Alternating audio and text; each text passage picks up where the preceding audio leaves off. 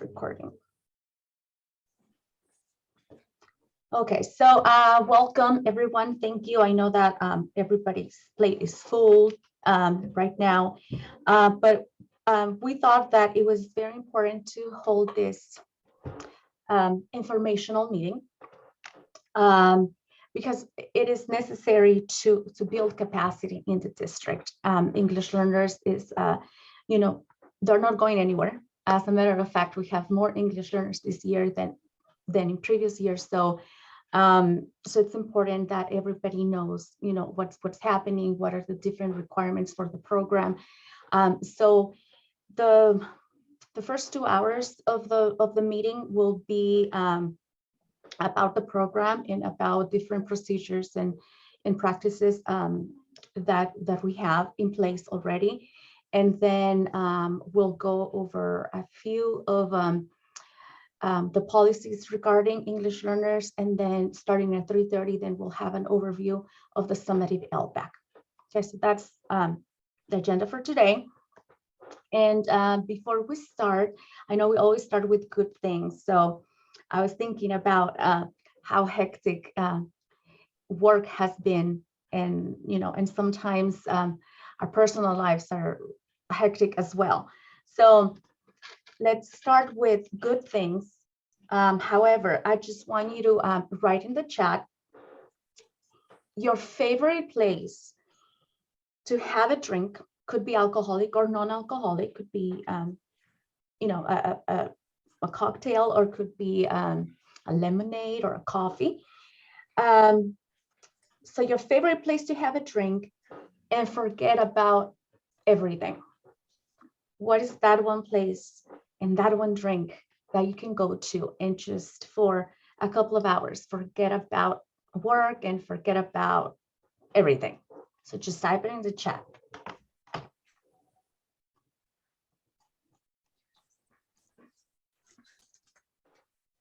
That's from I said espresso. The Yard House. Maui. Ooh. My house. It's my lounge area in my house. Oh, nice. I agree. My favorite place would be my porch when it's nice weather. In Cancun by the beach. Yes.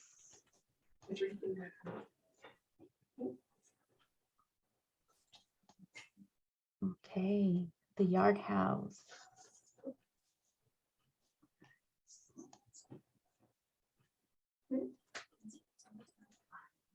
Very good. Does anybody have a really cool place that they would like everybody to know?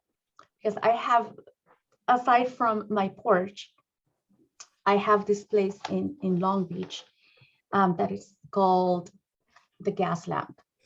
And it's, every Friday they have an 80s cover band.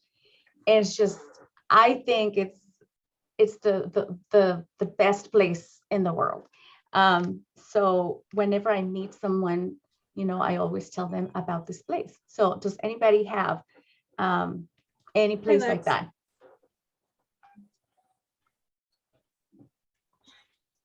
Hey, some of you guys know that place down in the gas Well, lamp. Edith just told me that has been tried before, and the teachers have. Funny.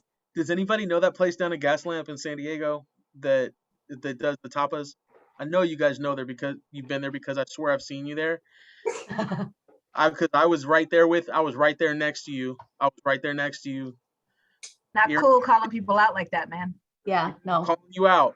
What happens in San Diego stays in San Diego, dude. Come on.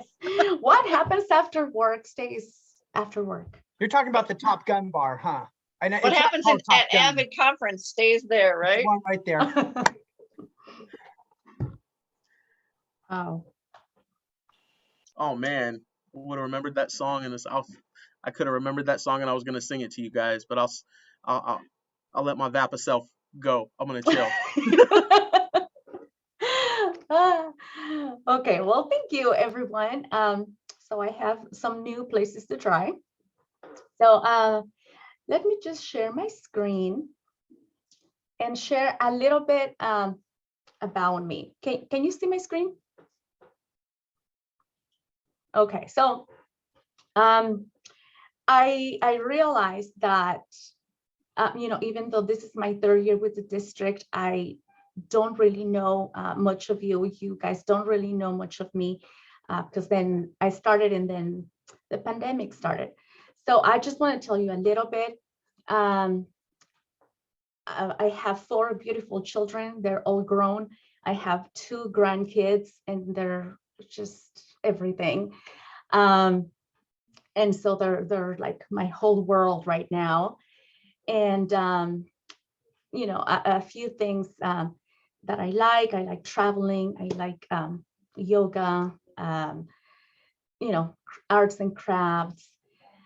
I think this is my 17th year in education. I was a high school Spanish teacher for 10. And after that, I became an assistant principal, then principal. And then after a few anxiety attacks, I decided that it was time for me to leave the site. And so I want to share also that I have major or clinical depression and I suffer from anxiety. And why I share that is because, this at this time and age when it's very important for like representation, everybody's focusing on racial and cultural representation. But I believe that mental health and mental health awareness, is very important. So whenever I have the opportunity to speak about, mental illnesses and mental health, I take it and I do it because I think it's important that everybody feels connected or everybody relates to someone. And in this case, my mental illness has shaped who I am, has shaped my behaviors, my educational philosophy, and pretty much every aspect of my life. So so that's an important part of me, and I just wanted to throw it out there. And not a lot of people talk about these things, and it's important because I have there could be many people with a mental illness, and they just are not afraid, but maybe embarrassed. And so it's important to know, we look normal and we act normal, and we are normal. It's just a part of us, and sometimes it's used or we channel it, and it can make us better at what we do. And so that's my approach. That's I have decided to take on my disability and just try and become better every day, and just put all of my energy into what I do and what I like to do and the people that I love. So so again, this is a little bit of me. I was born in Mexico. My family came to the United States when I was 12. So I am an English learner, and I will always be an English learner.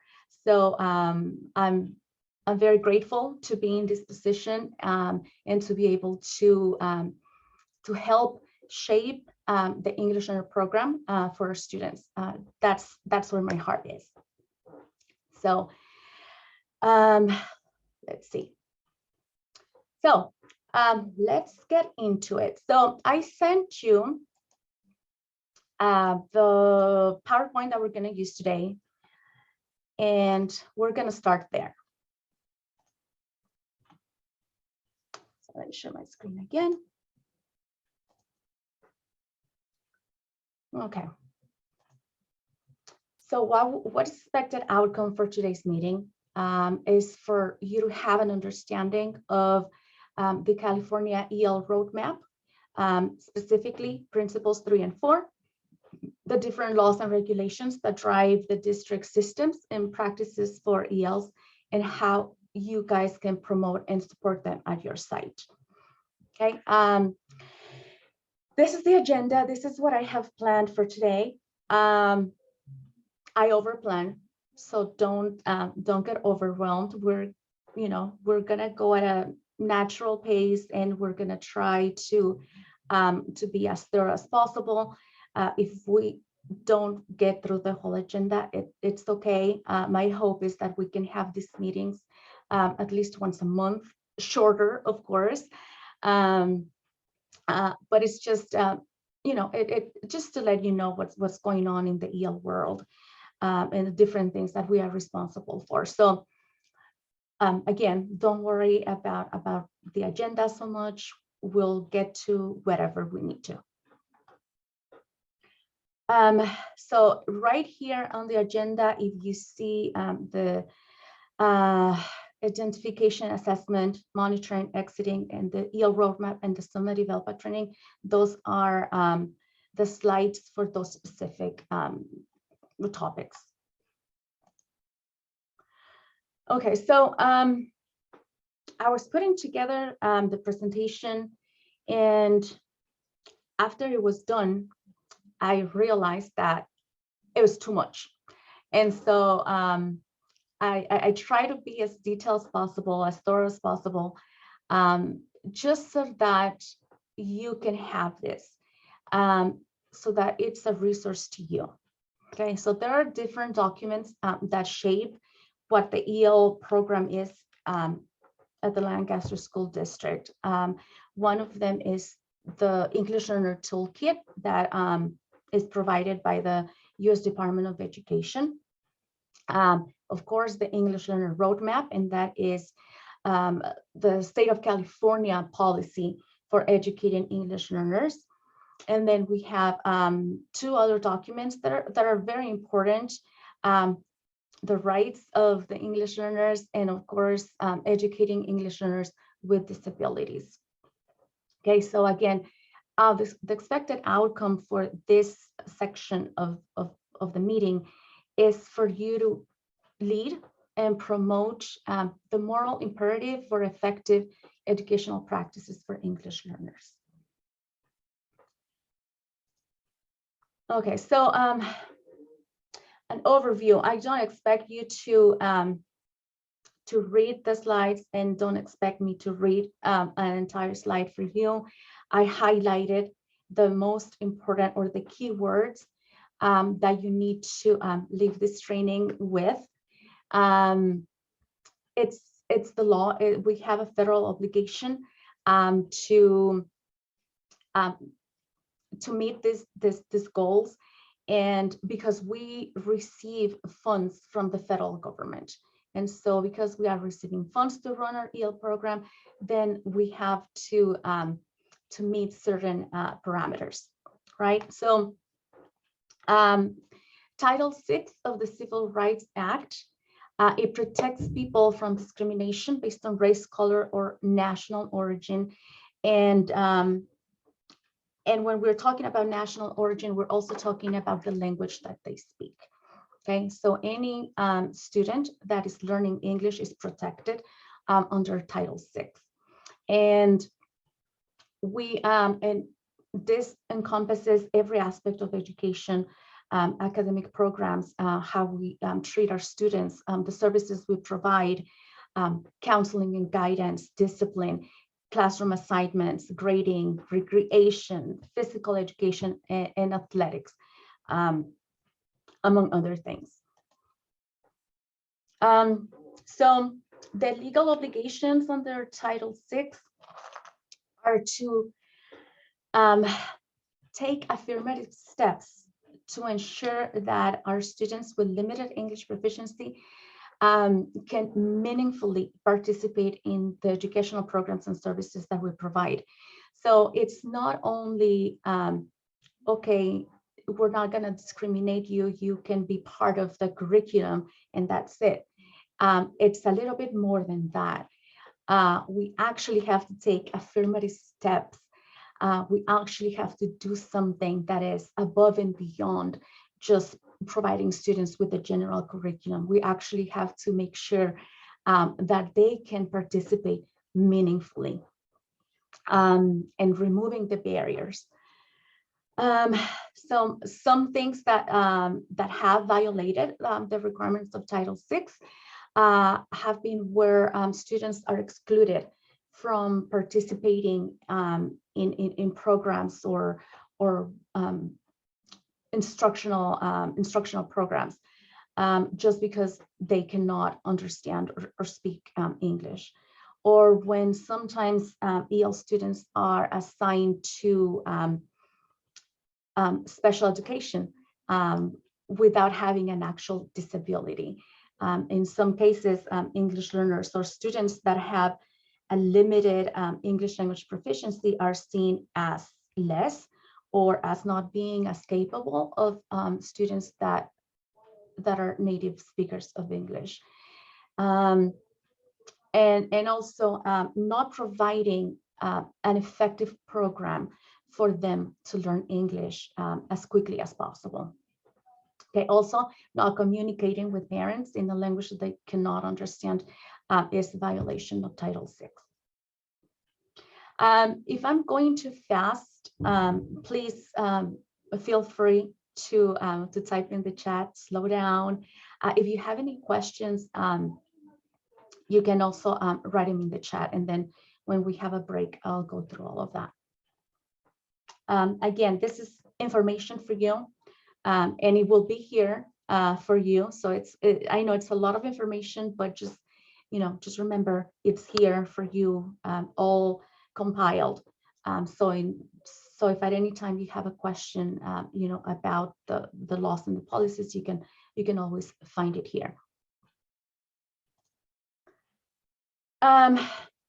Again, the Equal Educational Opportunities Act, same thing. We need to overcome the language barriers that impede equal participation by our students in our instructional programs. These are some cases, some court cases that have impacted EL education. If we go down to 1991, this policy obligated well-trained staff for ELs in order to avoid relegating ELs to second-class status.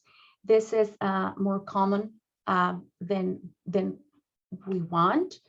It still happens.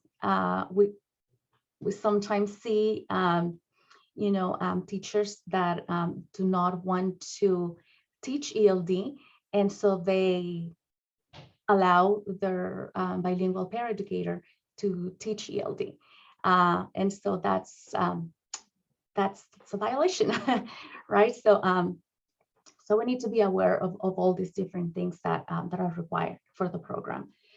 And then in 2002, the No Child Left Behind, it defined teacher qualification, tracked the EL subgroup test achievement in content, mandated the EL parent notifications, mandated the annual administration of language development assessment. That will be our ELPAC. At the time, it was the CELT, now it's the ELPAC. Reporting of scores, and it allowed for funds to be used specifically for family outreach and engagement.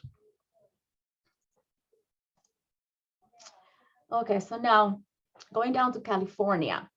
California is very specific about how English language development should be taught, and it includes both designated and integrated ELD. That's actually part of the education code, and again we see the same idea all over again.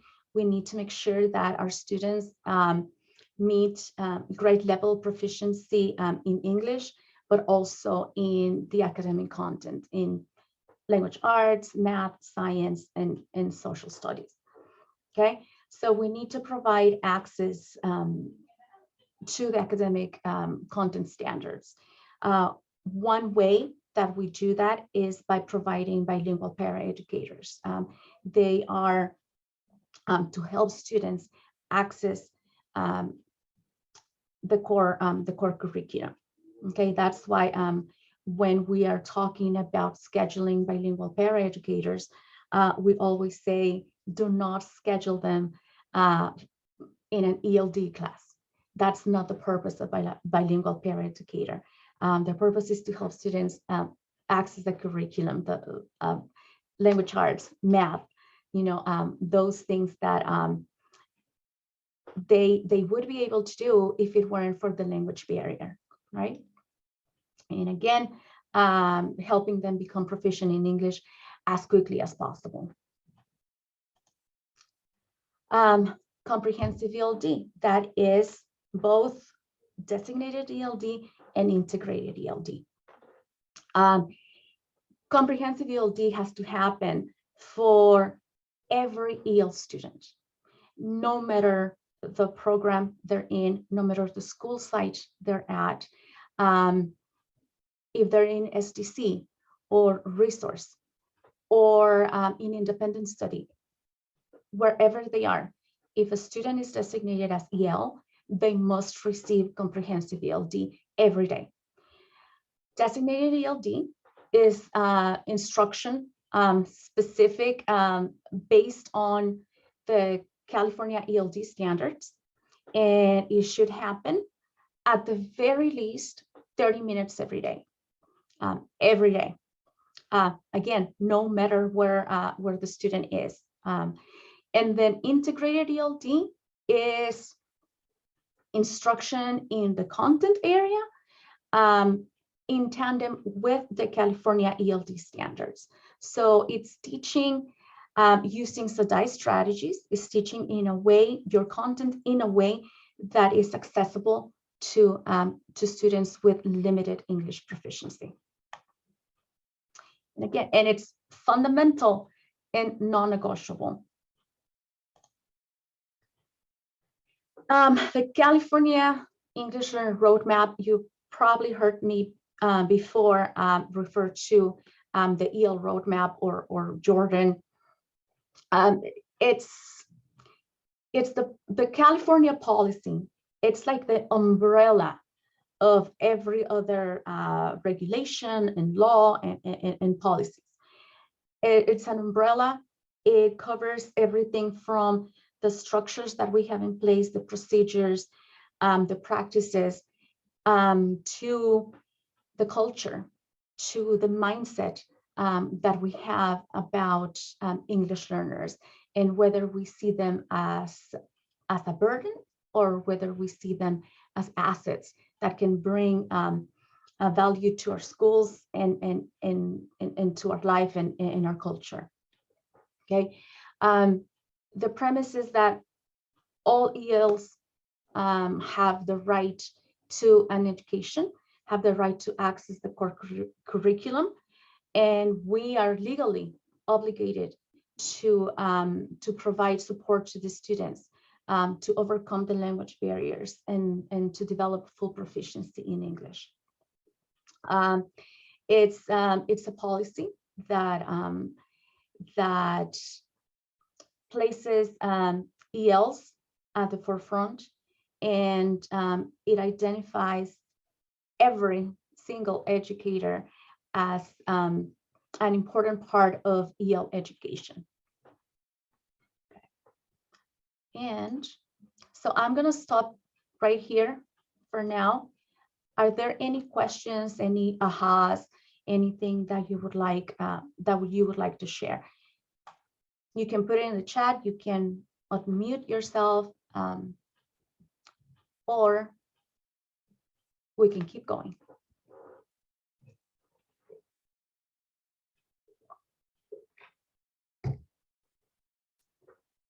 Okay. So hold on. Ellie. Oh, yes. Could I ask a question for the not so much for you, but for the team? Mhm. So big piece of this that we need to get you that we need to make sure is very well understood, because this is a conversation we consistently get, and we get this consistently from many of your colleagues, some of you. What's the difference between designated and integrated instruction? if you want to boil it down. So let me ask you guys that. What do you see as what are some key aspects? And you can put it in the chat really quick, but I just need to see that you're getting that part of it. What's the difference between designated and integrated instruction? Well, do you want us to You can speak or unmute. just in chat? I'd love you to speak. I would love you to Yes. speak. Well, designated it's like you're pulling your small group, you're pulling your EL kids for a designated time to specifically address the EL standards. The integrated is integrated into your content areas, but you're using those SEDI strategies to address your EL students within your content areas. Beautiful. Yes. Thank you. Does anybody want to expand on that? That's a great answer, though. Thank you very much, Don. Okay, I have another one. Can someone name one example of a SEDI strategy?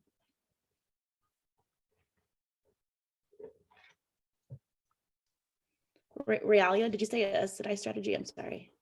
Yes. Realia. Yes. Very good. Yes. Bringing, different objects, different authentic, props to teach a lesson, right? Because when we are talking about language, we're talking about also the cultural aspects of language. So it's important that we provide examples for students. And if it's something that they can touch and maybe smell, and they can see, the more connections that they will build in their brain. So they'll have more access points to the information. I think one of the things that people forget a little bit about is they do a lot of talking to the kids, and they do the listening part, but they've got to make sure and let the kids do the talking part, the oral part too. And so that's part of it, is the students are doing a lot of oral, a lot of conversation back and forth with the teacher and with each other. And that's a very important part of it. That's wonderful, David. Hey, so let me ask this question then too. So if you're walking and monitoring classrooms and you're doing those classroom walks, and you're saying, I'm seeing integrated instruction, how can I say that I'm seeing integrated instruction? Or what would be something that says that I'm seeing a consideration for English language learners inside of that classroom? I'd say they're being more specific, and not just like, oh, we're doing this for everybody kind of thing. We're being specific to the needs of the English language learners. I would even go so far as to say you see kids collaborating. Mm-hmm. Yeah. That's So I mean, speaking and listening are two huge. Speaking for us is a huge place where where our kids aren't doing so great, because they haven't been speaking in English to each other 2 years. for years. Yeah. Yeah. Also, for example, one or two SEDI strategies that I can think of that the district, as a district, we have been doing, and you will see a little bit more on that, coming from our office, is the use of sentence frames and sentence starters, and also academic language, and accountable talk, providing students, specifically our ELs, with that structure. It helps them, and it gives them a model of how to structure a sentence, and it's also practice for them. So those are very good. We just recently acquired an app that will push out sometime soon, before the year ends, that is all about sentence frames, and finding sentence frames that are appropriate for the grade level and that are appropriate for the proficiency level of the student. So more to come on that. I just wanted to say that we just have to keep in mind that integrated time doesn't have to be a separation. So when we have higher order thinking strategies and questioning, graphic organizers, tapping into the cultural backgrounds, it benefits all the students. And that's something that can be done not just for the students who are ELs, but is good for all. Yes, thank you, Cindy. Yes, that is, I think that's one of the key things that you can walk away with, that any EL strategy is going to benefit all of your students. All of our students are language learners. And so, yes, don't think that, oh my gosh, I have to double plan or plan something separate for my ELs. No, all the strategies, the integrated strategies work well for all of our students. Okay, so the next two sections, which are the federal obligations and the FPM evidence, they're linked, okay? And these are just here for your reference. We're gonna walk through them rather quickly, just to give you an idea of what they are, but we're not gonna spend a lot of time on this. I wanna point your attention to the two resources. The Dear Colleague letter from 2015 that was put out by the US Department of Justice and the US Department of Education. Our federal obligations are both education oriented, but they are also civil rights issues. So that's why you know, they work together, okay? And they are enforced by both departments. And of course, the website for the US Department of Education, the Office of English Language Acquisition, they have tons of information there about the program. Okay, so again, the outcome is for you to develop and maintain the English Learner program at your site to meet the needs of your students as outlined by the federal obligations. So what I have done here is, so I go through the outline, and then on the bottom here, I linked the FPM evidence piece so that you know that when we are complying or meeting the requirements for the federal obligation, we're also, you know, collecting the evidence for that and what is the evidence item that goes with it. So I'm only going to walk you through the federal obligations and not the FPM evidence, just because it's linked and it would be just like repeating myself. So I have placed a D after each element if it's something that the district takes care of. And then if it's a site requirement, then it will have an S at the end.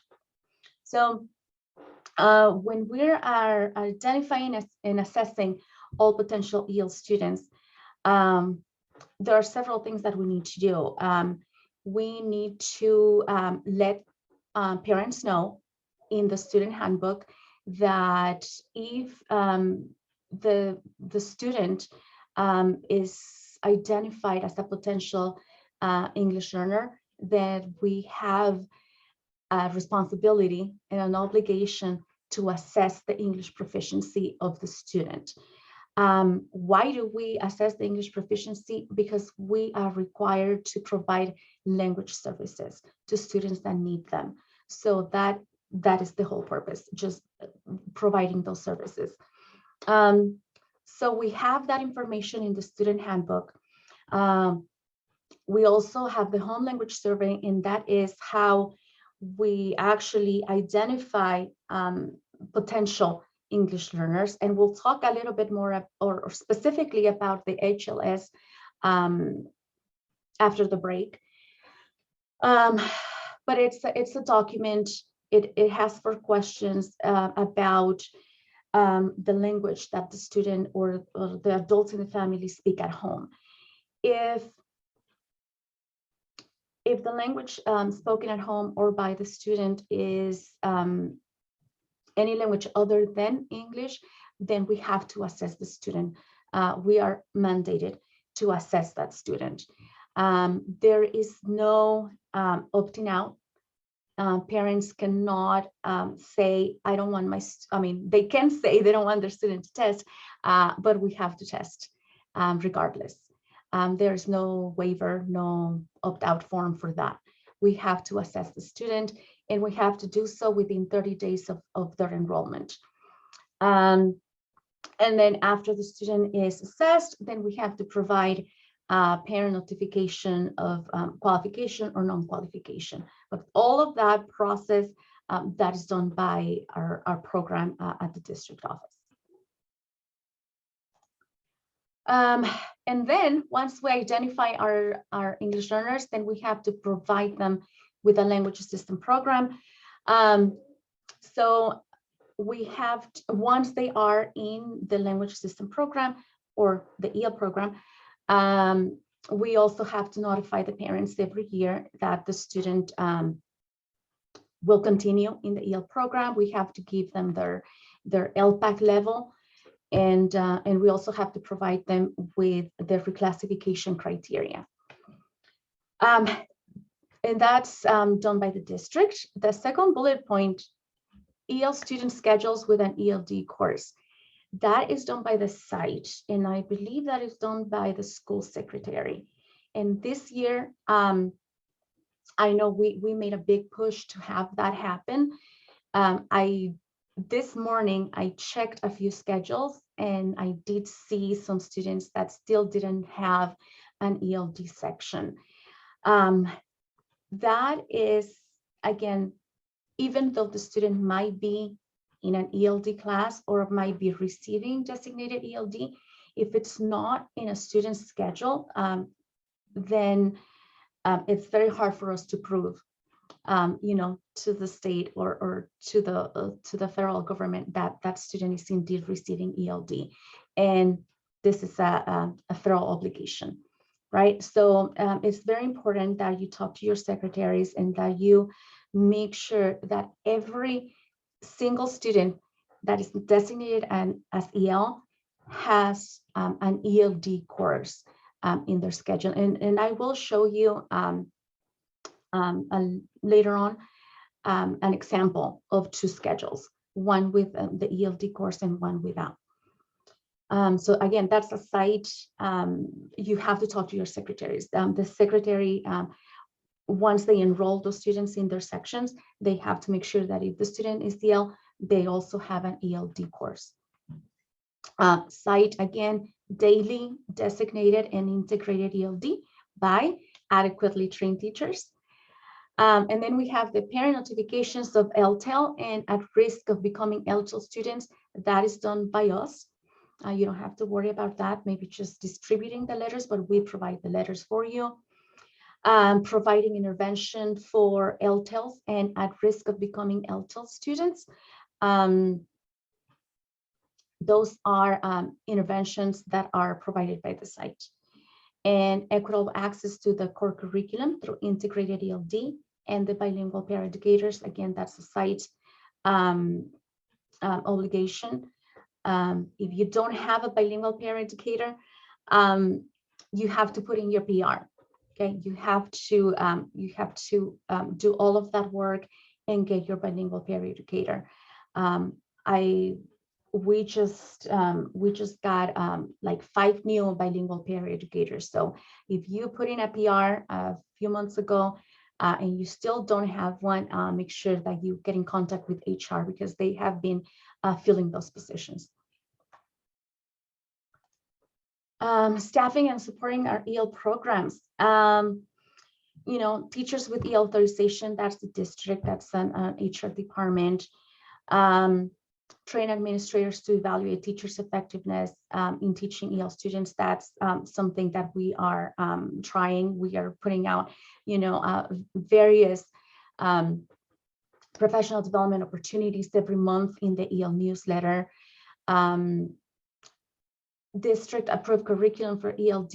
We have a district approved curriculum, which is also state approved, and that will be Wonders ELD for grades K through 5th and Study Sync ELD for grades 6 through 8. That is the only state and district approved curriculum in our district, okay, for ELD. Read 180 is not curriculum for ELD. So we need to be aware of that, make sure that our teachers are teaching the curriculum, okay? And then bilingual peer educators, again, side, we do have Spanish textbooks for grades 3 and up. So for, I believe it's math and social studies and science, no, not science, social studies, math and social studies. We have text and workbooks in Spanish for newcomers. So newcomers are students that have been in the country for less than 12 months. So if you have a newcomer, make sure that you let me know, and then we'll send a set for your student. And then of course the EL chairs to support the program.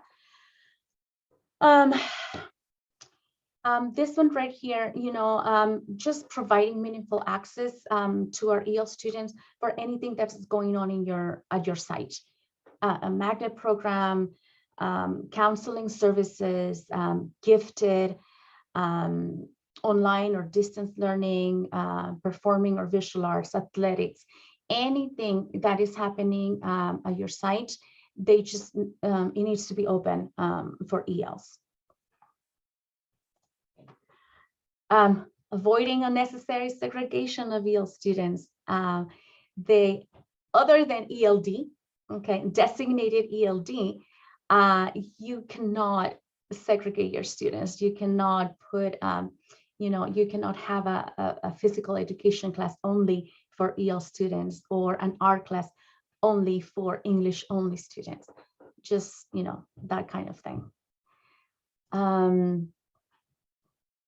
This one's a big one, evaluating EL students for special education. When we sit in IEPs, we have to make sure that if the student with an IEP is an EL student, that we take a look at that IEP, because a lot of there are a lot of forms that are specific to English learners and their instruction and their assessments and all of that. So we need to pay attention, especially when they have to check on the eligibility information page, when they have to check whether a student is EL or not.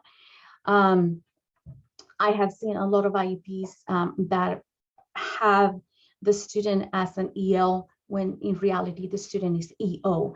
So we need to make sure that you know, that we read through the IEP when, you know, before parent signs, before we as administrators put our signature on an IEP, we need to make sure that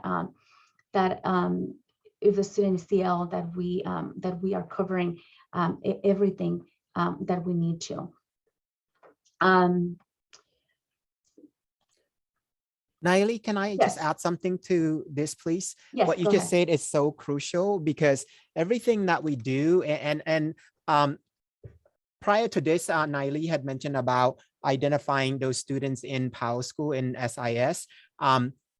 That is so crucial, because everything gets pulled from PAL school into different program. So if that information is not correct, it's going to impact us tremendously when it comes down to funding and also accountability. So for example, a newcomer that Naili had mentioned, sometimes we rely on parents to complete the smart choice, and they don't fully understand the question, and they happen to check, hey, you know what, I'm a newcomer. In reality, that's not the case, right? So what we do is that, and Naili and her team have done an amazing job, is that when we see something like that, we go and check just to be sure, because remember, for SBAC, they get one exemption for EL, right? For ELA. And so what happened is that if the students identify as newcomer, but the reality is that this is not their first time in the US school. And so, which means we have to go back and fix that. And sometimes we have not had the opportunity to fix it in a timely manner. And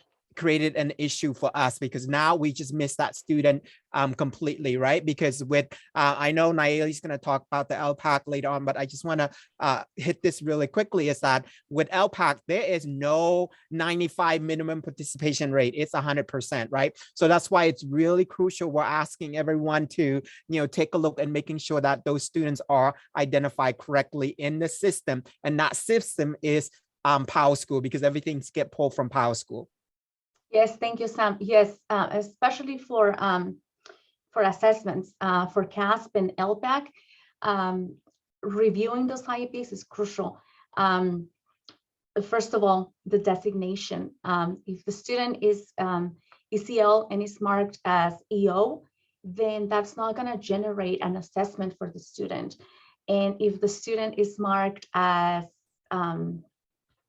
EO, and no, as EL, and the student is EO, then it's going to generate a requirement for that student to take the test. And if the student takes the test and was not supposed to take the test, then that's an irregularity. So it's very important that we check those IEPs in Power School and make sure that all the information is correct. And when you are holding your IEPs for EL students, you have to make sure that that parents have an interpreter if it's needed. And sometimes the parents will say, no, it's okay. I don't need an interpreter. But if you are not 100% sure that the parent is understanding what is happening and what is being written on the IEP, then we can get in trouble. So it's very important that parents are you know, they understand 100% what's happening and what's being written and what they're signing on that IEP. Okay, so meeting the needs of students who opt out of EL programs. So earlier you heard me say that assessment, parents cannot opt out of assessment. That is true for the initial ELPAC and for the summative ELPAC. That is a must. That is our legal requirement. We have to assess the students. Any student that is EL has to be assessed every year with the ELPAC. However, what parents can say is, you know what, I don't want my student to be in a designated ELD class. That is their right. And if they choose to do that, to pull the student out of designated ELD class, they can do that. And we have a parent opt-out letter. And I will show you later on where you can find that. So we do not encourage parents to take their students out of the EL program.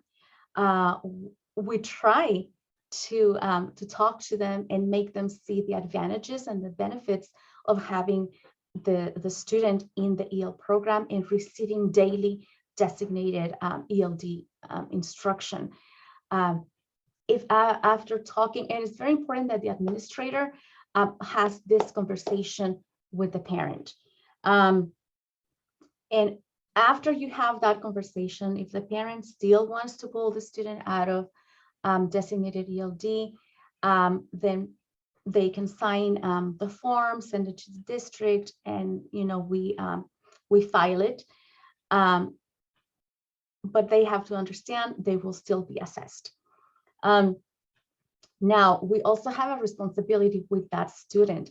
So that student is no longer receiving designated ELD every day, but we are still responsible for their English language proficiency acquisition. So we have to find a different way to provide services to that student, being through intervention or another, a small group, very targeted, but we have to make sure that we are providing some type of service to that student, because we are still responsible for them, even though the parent has opted them out of designated ELD. So, so again, when we have a parent that is adamant about removing the student from ELD, we have to, just let them know that when they do that, it's a detriment to their education. Any questions about assessment of ELs and services and what they can be opted out from? The only question I have is, so we have, let's say we have an initial student that comes into our school. And they're going to be tested on the ELPAC. And let's say they pass all 4 domains. Are they considered not EL then? Yeah, they would be designated as IFEP, which is an initial fluent English proficient, and so they will not be part of the EL program. They will not receive designated, language okay. services. Yeah. Okay. Thank you. Welcome. Okay, monitoring and exiting our students from the EL program. You know, we teach to the ELD standards. We have the ELD benchmarks. We have the Summative ELPAC, the CASP, the iReady. So we have all these different data points that we use to make a decision of whether a student is ready to be reclassified or to exit the program. And we have specific reclassification criteria, which, you know, we'll see in a little bit. It's important that you know that students with an IEP can also be reclassified through the IEP process. That happens when we deem that the reason why they cannot achieve the reclassification criteria is due to a disability and not to language. And for that, we have a special process, a specific process, but just know that that is available, okay? Especially if the students are in a more severe setting, okay? So that is something to consider. And also once they are reclassified or they graduate from the EL program, then we are still responsible for monitoring their progress for 4 years. So for 4 years after they are reclassified, we still have to see how they're doing. And if they're not progressing adequately, then we are responsible for providing whatever support they need. Okay, and then evaluating the effectiveness of the districts or the site's EL program, we do so through the LCAP. We do so through the California dashboard, through DataQuest. We use an EL program evaluation survey at the end of every year. You do that through your CIPSA, and we do it through DLAC and through ELAC and through a needs assessment. So it's important that you involve your ELAC, all of your EL parents into that evaluation of your program. Parents, especially EL families, EL parents, they pay attention to what's happening with their students, even though they might not show for your meetings.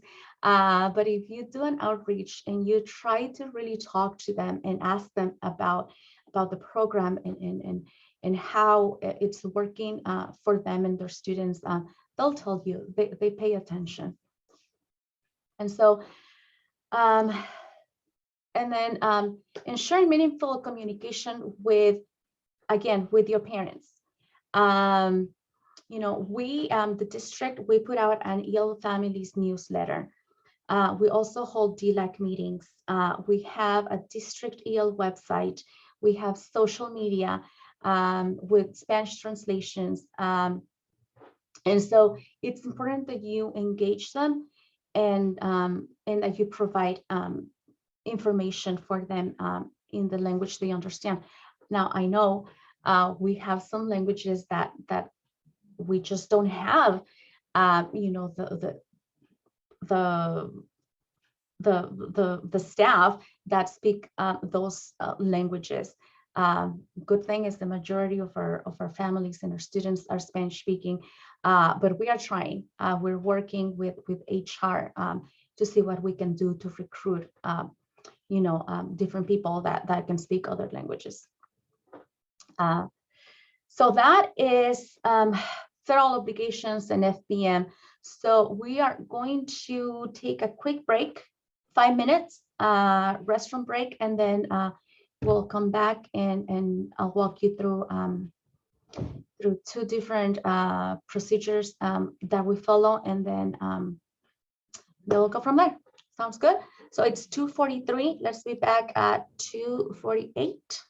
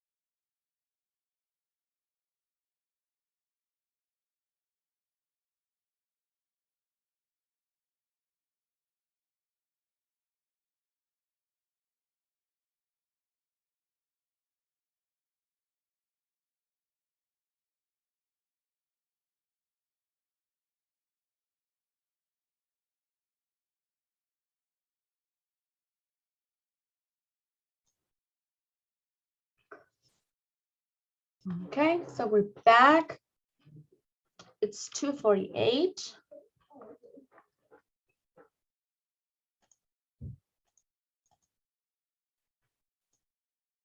Okay, are there any questions so far? I know it's a lot of information. It's overwhelming. You don't have to memorize everything, and that's why I put it all together for you in one place, so you can come back to it. I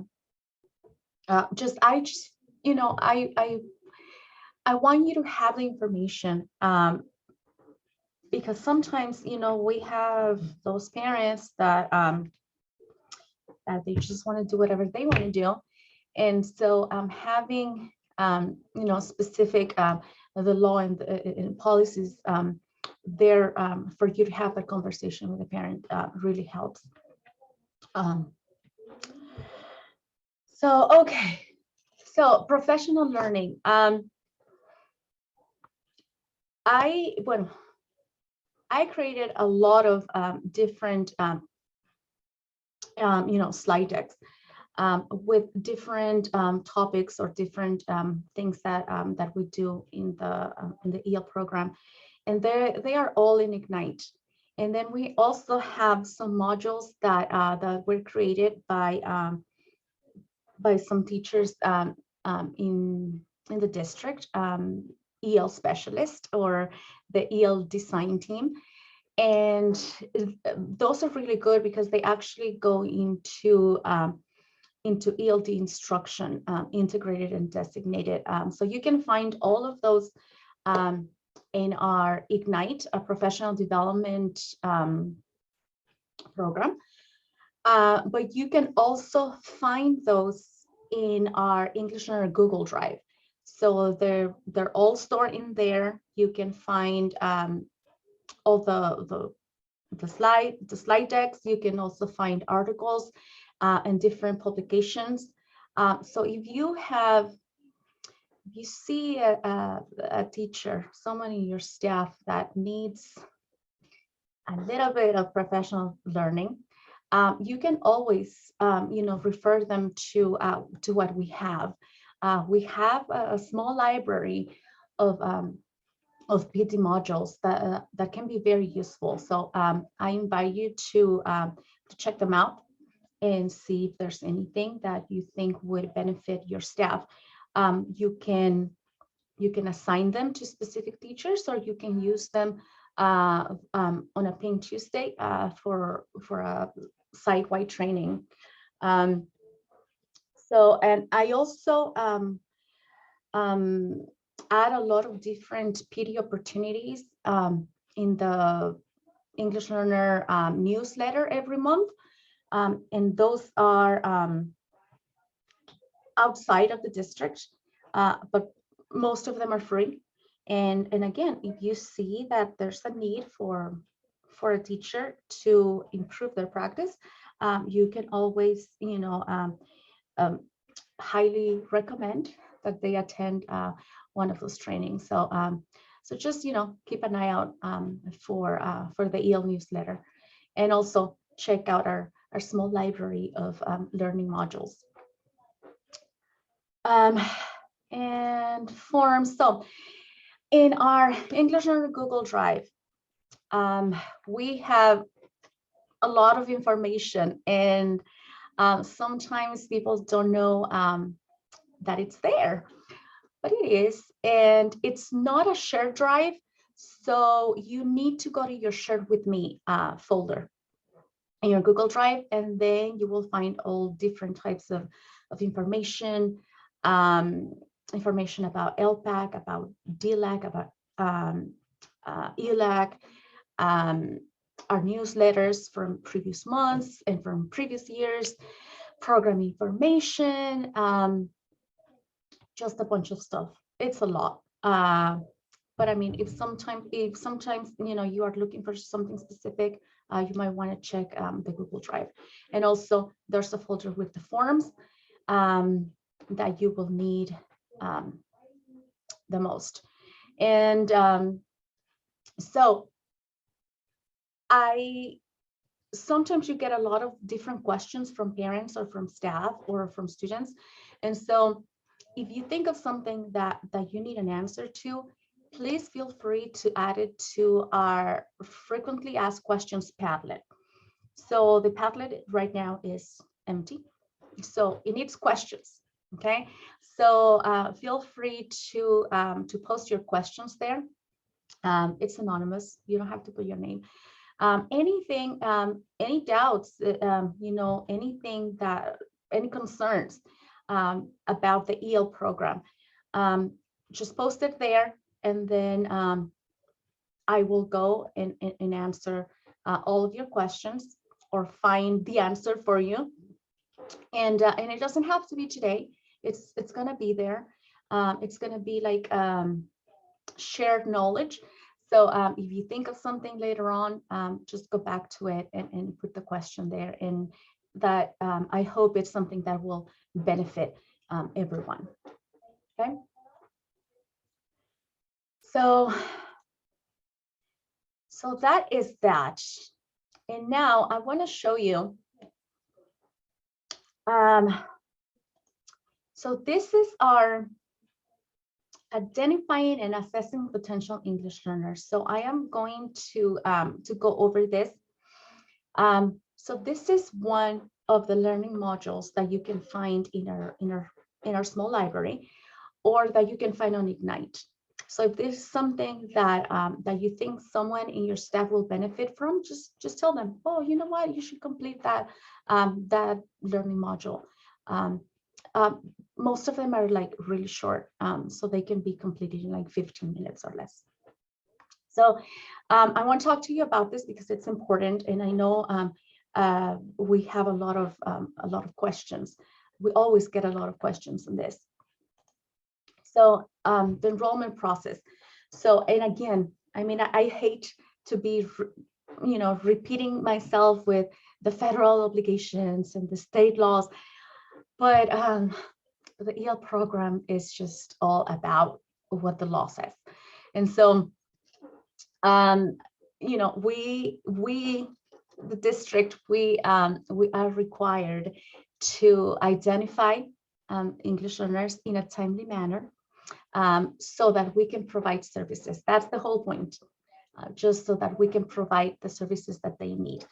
And so we do that by having the parents fill out a home language survey when they register or when they enroll their student in a California school for the first time. So, sometimes we have students that arrive in the US and they're like in 4th, 6th grade. But sometimes the students were born here, but they're still English learners, and they speak a different language at home. And so the first time in the California school for them would be when they're enrolling in kindergarten. So California school, for the first time, they have to complete a home language survey. And again, it's a survey, it's a questionnaire for parents. And that is what we use, and not only the Lancaster School District, every district in California, that's what they use to identify potential ELs, the home language survey, or the HLS for short. It's only used to provide services. It is not for legal status or for immigration, and we have to make that clear to the parents. Some parents are a little bit scared to fill that out, but we have to let them know. We have to disclose, what, this is only so that we can offer your student the services that he or she might need. And again, they cannot opt out of the assessment. And the home language survey is once in a lifetime. They cannot complete a home language survey every year. Once they complete that one at the initial enrollment, that stays in the CUM file forever. Okay, sometimes we found, we find new home language surveys. We always have to go back to the initial one, and that is the one that is valid. Okay, it's only once. So these are the 4 questions on the home language survey. Which language do your children learn when he or she began to talk? Which language is most frequently used when you are speaking to your child? Which language does your child most frequently speak at home? And which language is most often spoken by adults in the home? So it's only about, about language. Okay, so then what happens? So if the student or the parent answers English to all 4 questions on the home language survey, then the student is considered EO. Okay, and if the student is EO, English only, then that's the end of it. We proceed with whatever scheduling, whatever. If the student has the home language that is other than English, which means that the parent indicated another language on questions 1, 2, or 3 of the survey, then the student is designated as TBD, or to be determined. That's why you will see, and you will see a bunch of them at the beginning of the year, TBD, TBD, TBD. So those are students that are waiting to be assessed with the initial ELPAC, okay? And they have to be assessed within 30 days of enrollment. So, so a student has to be TBD to be assessed. We do not assess English only students.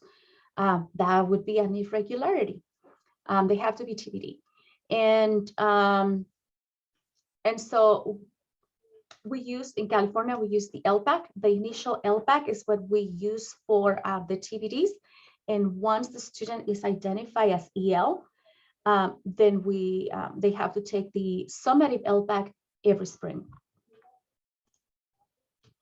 So once they take the initial ELPAC, the result of that initial ELPAC will either be IFEP, which is the initial fluent English proficient, or EL. If the student is IFEP, then that is the same thing as English only. That's the end of that, and the student will continue with normal registration and scheduling.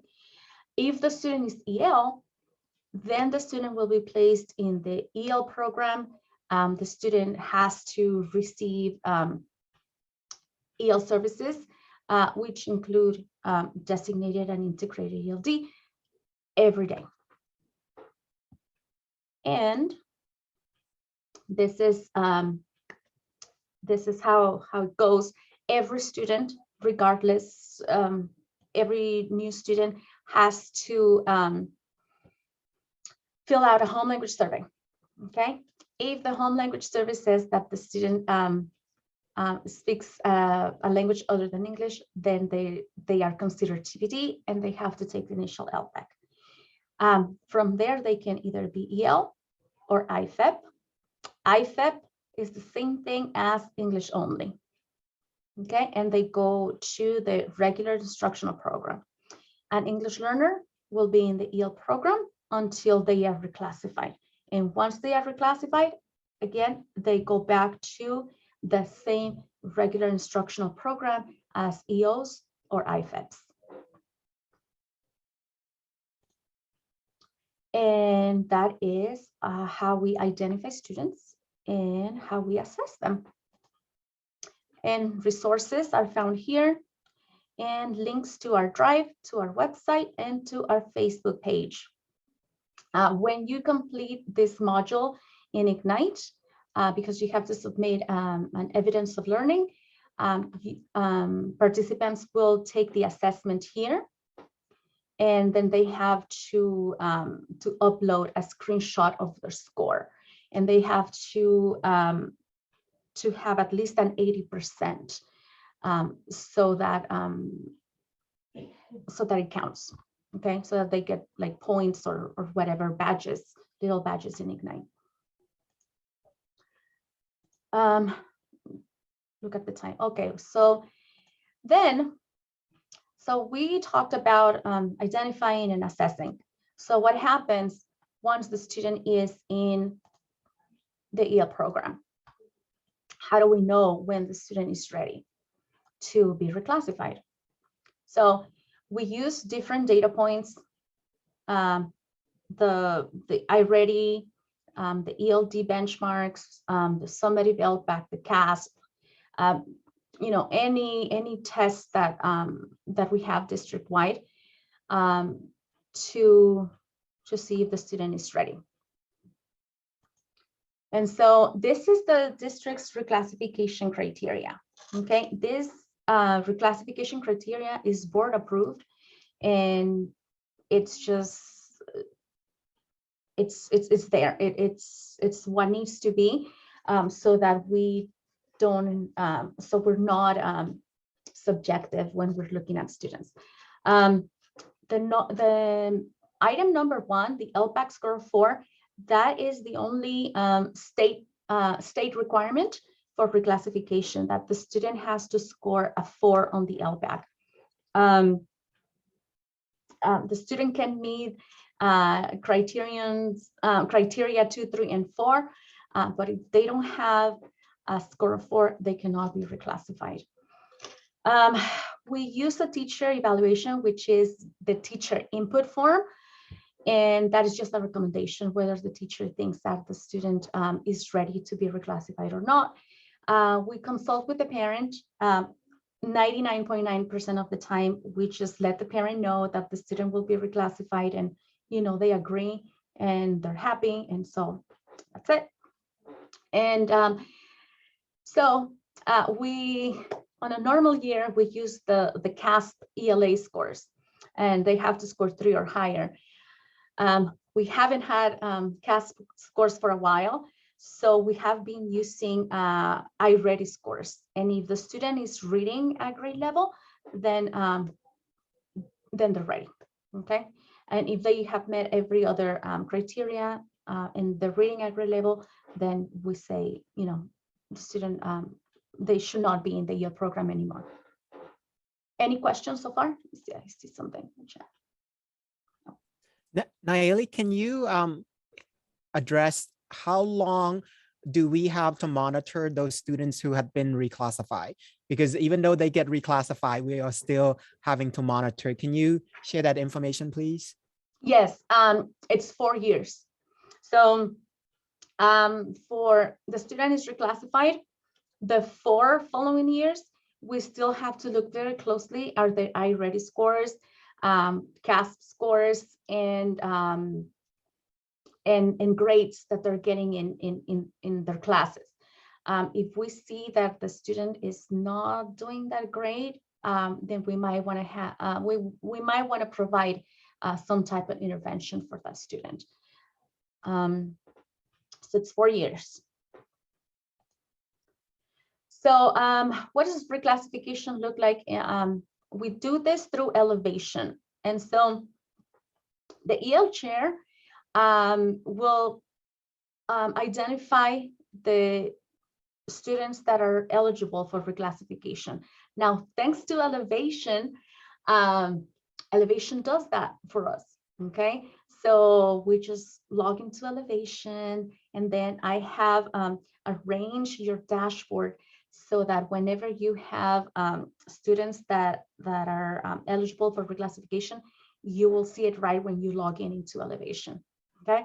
So the students that are identified in elevation, then on a normal year without COVID, we have the EL chair push out the teacher input forms to the students' teachers. And then, you know, I have been doing this for the past 2 years, just because, you know, I know you guys have a lot.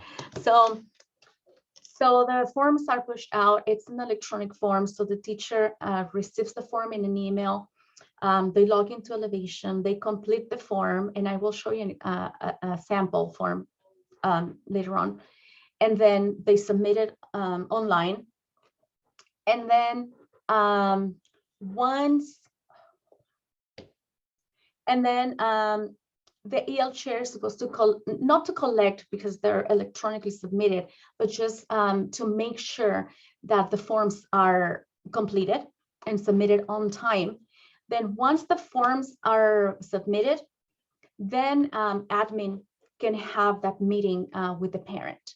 And again, 99.9% of the time is just notifying the parent that the student will be reclassified. And so, you know, we just have to document that that admin met with the parent, or when we say met, it could be an email or it could be a phone call, you know, just letting the parent know. And then finally, once everything is completed in elevation, then the EL chair just has to let special programs know that the process is complete. And then our awesome office assistant, Jennifer Padilla, then she takes care of updating the record in Power School in Calabas. So she's fantastic. So that's the process for reclassification. When we have a student that has an IEP and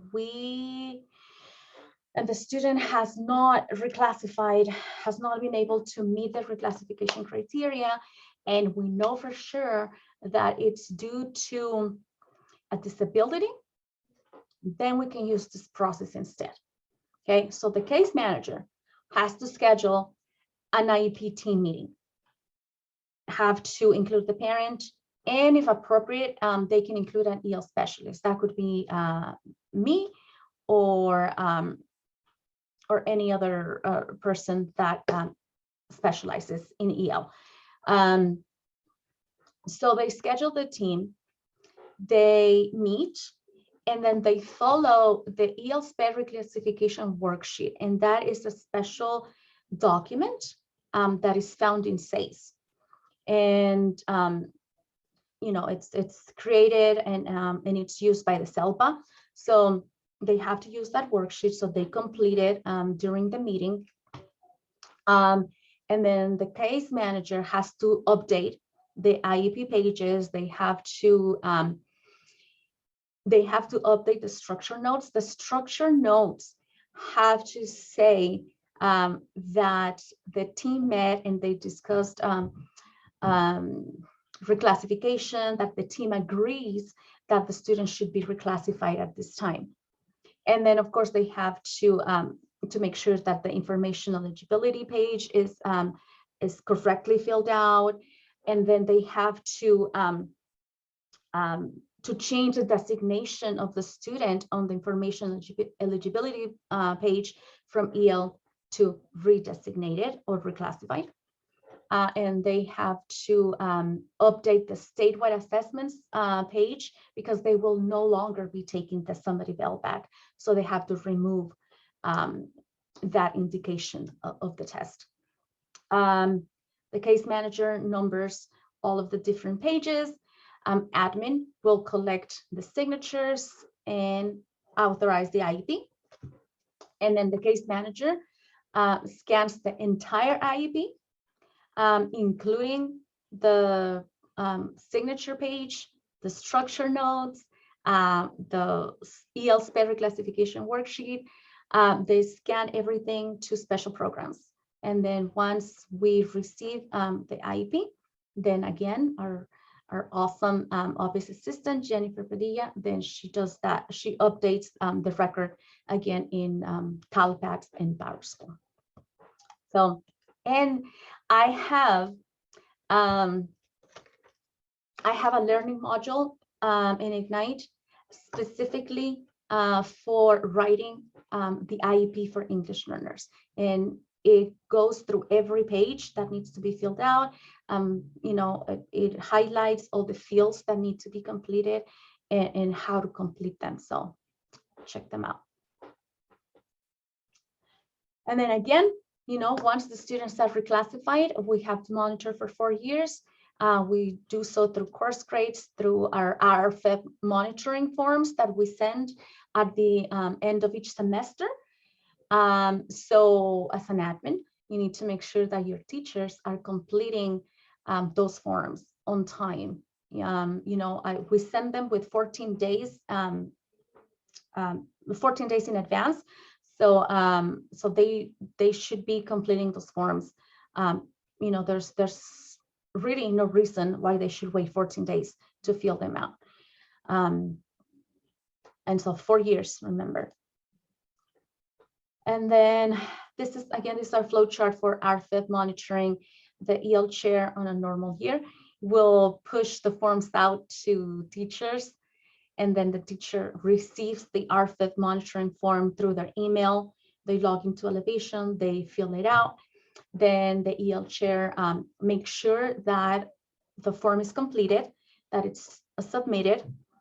If the student has been flagged as not making adequate progress, then that should be, the admin should be made aware so that you can plan intervention and support that you're going to provide to those students. And that is the end of our reclassification and monitoring. And again, if you think someone in your staff will benefit from any of our learning modules, refer them to Ignite or to our Google Drive. And again, if they complete this in Ignite, they will have to complete an assessment as their evidence of learning. Okay, so it's 3:15. We have 10 more minutes. I'm going to talk to you shortly, very briefly, about the California English Learner Roadmap. This is, it's the policy for California for educating English learners, and it requires more than 10 minutes. But I just want to make you aware that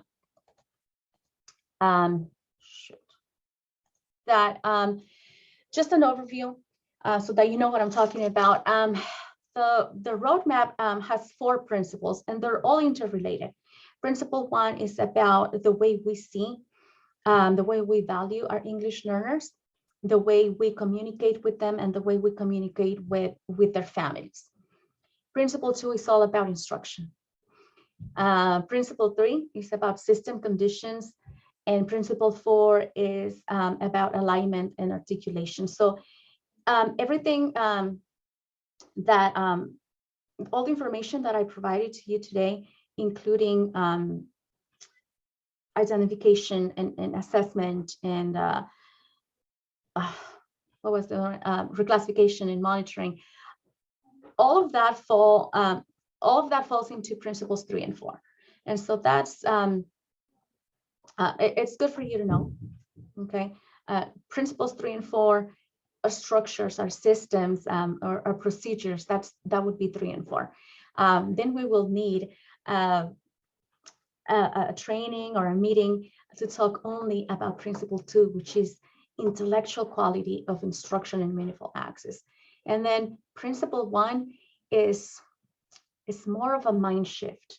Principle 1 is all about our school culture and how we promote multilingualism and multiculturalism. So principle 1 takes longer than a meeting, longer than a year, longer than 2 years. It's just how we gradually change the way we see our students that speak different languages. Let me see. I just want to check the chat. Okay, so that's that. But I want to show you how this EL roadmap, and once we go through the whole EL roadmap, all the principles, this is a really good presentation that you can have with your staff. And it provides, let me show you. It provides, an overview of who our English learners are, how many we have, what are their specific needs. Like right now, we have 2,676 students that are English learners. 18% of our population. That's a lot. Okay. Current ELs currently learning English, we have 1,800, about 1,800, which is about 200 more than last year.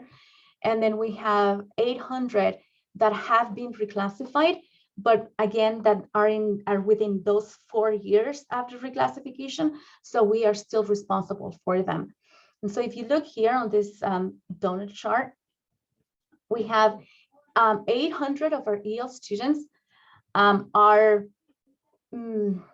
how can I say, are okay, right? 248 are EL students that are also special ed. So so they also have special needs, right? So 248, that's a lot of students. So, you know, we need to know who they are so that we can provide whatever support they need. 900 of our EL students are ELTEL, which means they have been in the EL program for more than 6 years. That's a huge problem, because we have to ask questions like, what's happening? Why are these students not reclassifying? Is it because they are not learning English? Is it because they are not learning how to read, or what? Like what is happening? What can we do to support them? What can you do as a site to support those students that are long-term English learners? And then we have almost 1% of our EL students that are newcomers, that are, again, that have been in the United States for less than 12 years. And then we also, you know, 800 RFEP.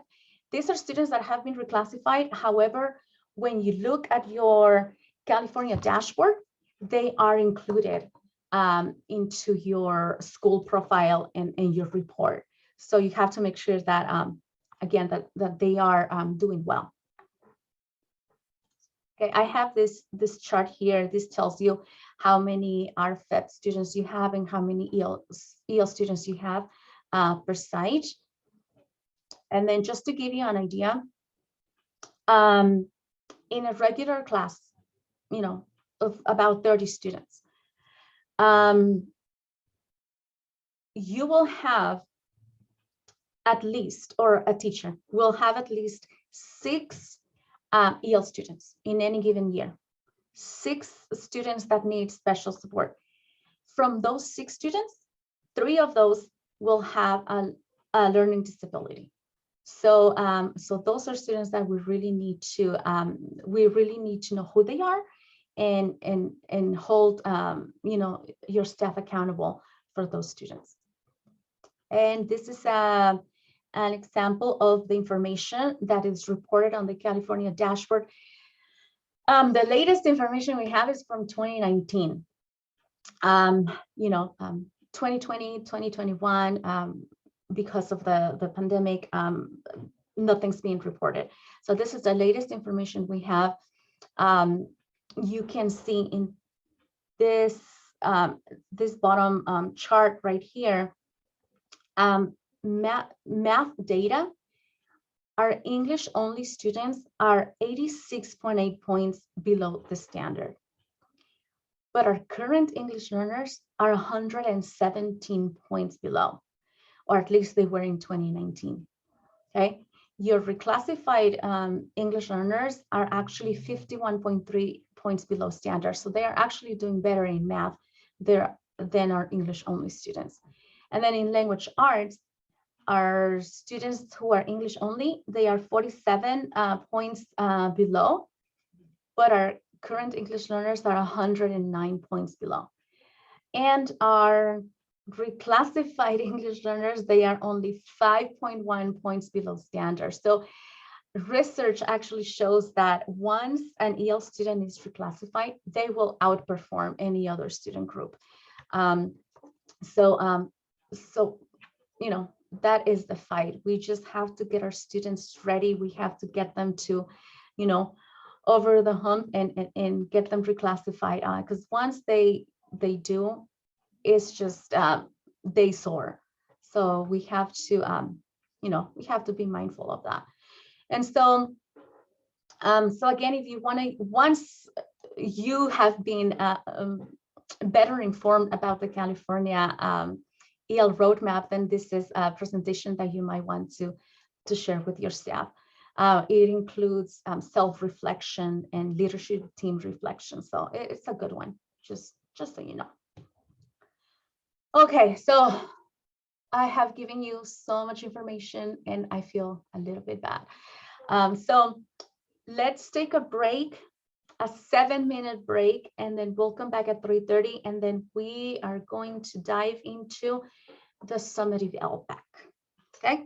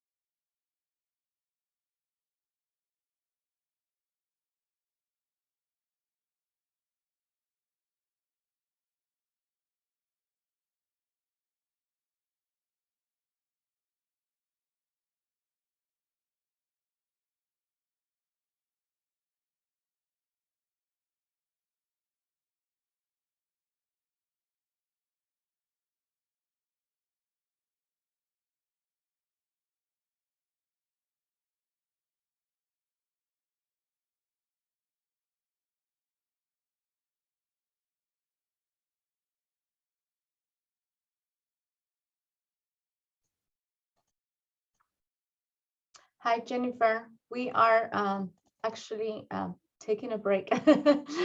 We'll start it. Everybody's gonna come back at 3:30. Okay, no, that's fine. I was just making sure all my equipment worked because I'm at home now.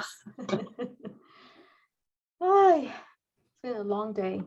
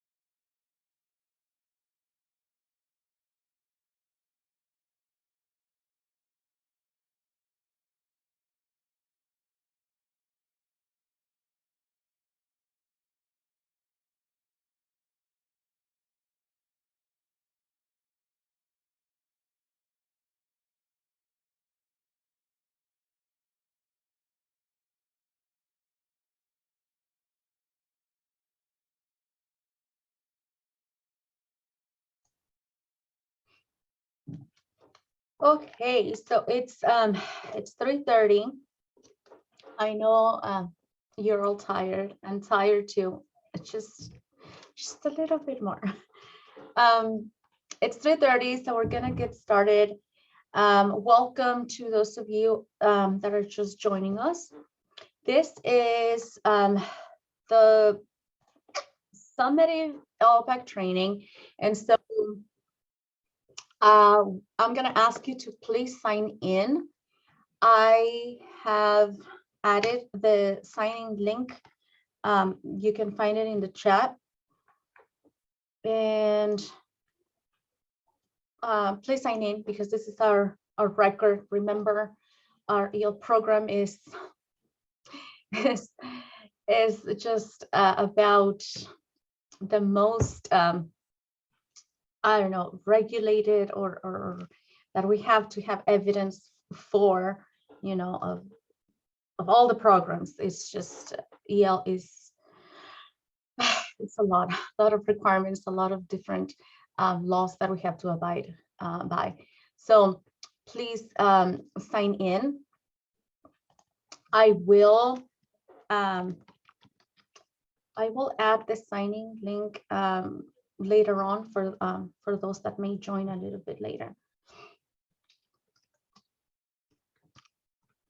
So today we are going to do things a little bit differently. We're going to start from the end and ending. Yeah, we'll do it backwards. Please sign in, okay? And then if you and just remind each other, you know, or new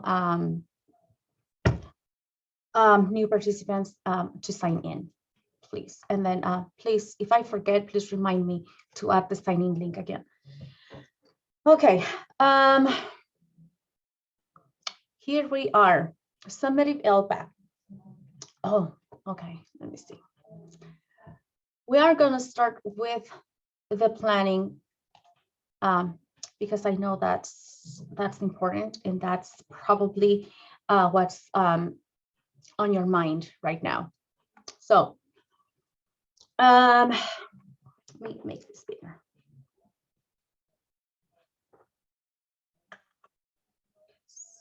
I want to make sure that you guys can see it and that I can see it.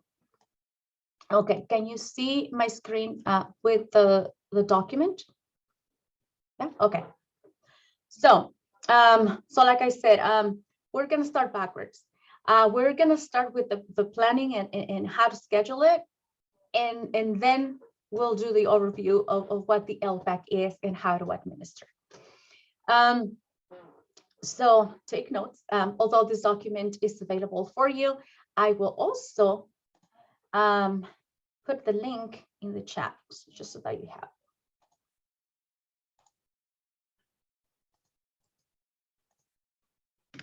Okay, so the Summative ELPAC window for our district is from February 7th to May 27th. That's because we're not ready yet, but we will be ready by the 7th.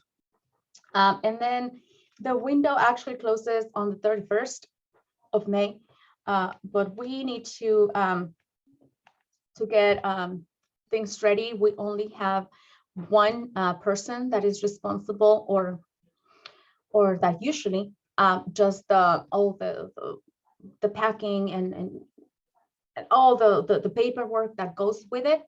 So and she needs to have plenty of time to do that. So we're actually going to close the window on the 27th of May.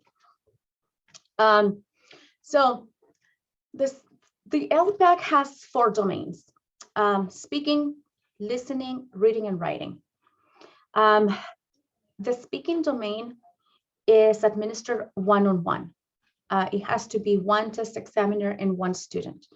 The other 3, the listening, reading, and writing, those can be administered in a group. So the speaking domain for grades 3 to 8 will be administered by trained bilingual paraeducators beginning on February 7th. Okay, so the whole test, which includes the 4 domains, it doesn't have to be completed at the same time or in the same week. You know, each domain can be administered separately. So our bilingual pairs will be administering the speaking domain. Again, it's one-on-one, and it's a different training than what the group administration would receive. Okay, so the bilingual pairs are already getting trained on the speaking domain, and so I'm sure they already, I mean, you have seen them because I gave them a training schedule, like a pacing guide, so where they need to be. And I can definitely share that with you, you know, like I'm thinking about it right now, like, oh, I should share that with administrators. So I'll share that with you. And so they have that pacing guide, so they're completing their training. They will be done by the 1st of February. And so by the 7th, they'll be ready to go. The plan as of right now is for them to start testing at their own site. You know, in the past, we had teams of pairs go from one site to the next. We're not doing that this year. Each para will test first at their site. And once they complete all students at their site, then if they're needed somewhere else, then we'll send them to a different site. Any questions on that? Okay. So all the assessments for grades kinder through 2nd grade, which means when I say all assessments, I mean all 4 domains: speaking, listening, reading, and writing. For grades kinder through 2nd, they will all be administered by trained bilingual paraeducators. And hopefully, if everything goes as planned, we hope to be done by March 18. Okay, now I know that's we're aiming high, but hopefully at least most of the sites and you know, most of the students will be done by March 18, kinder through 2nd grade, and all the speaking for grades 3 to 8. Nayeli, I have a quick question. Yeah. For those of us that have a large number of ELs in those grades, we only have 2 paras. We might not be able to complete it within the allotted time. Will you be sending help or creating teams again, or is that not possible? Yes. Yes. And at the end, if you scroll down the document, there is already a schedule for them.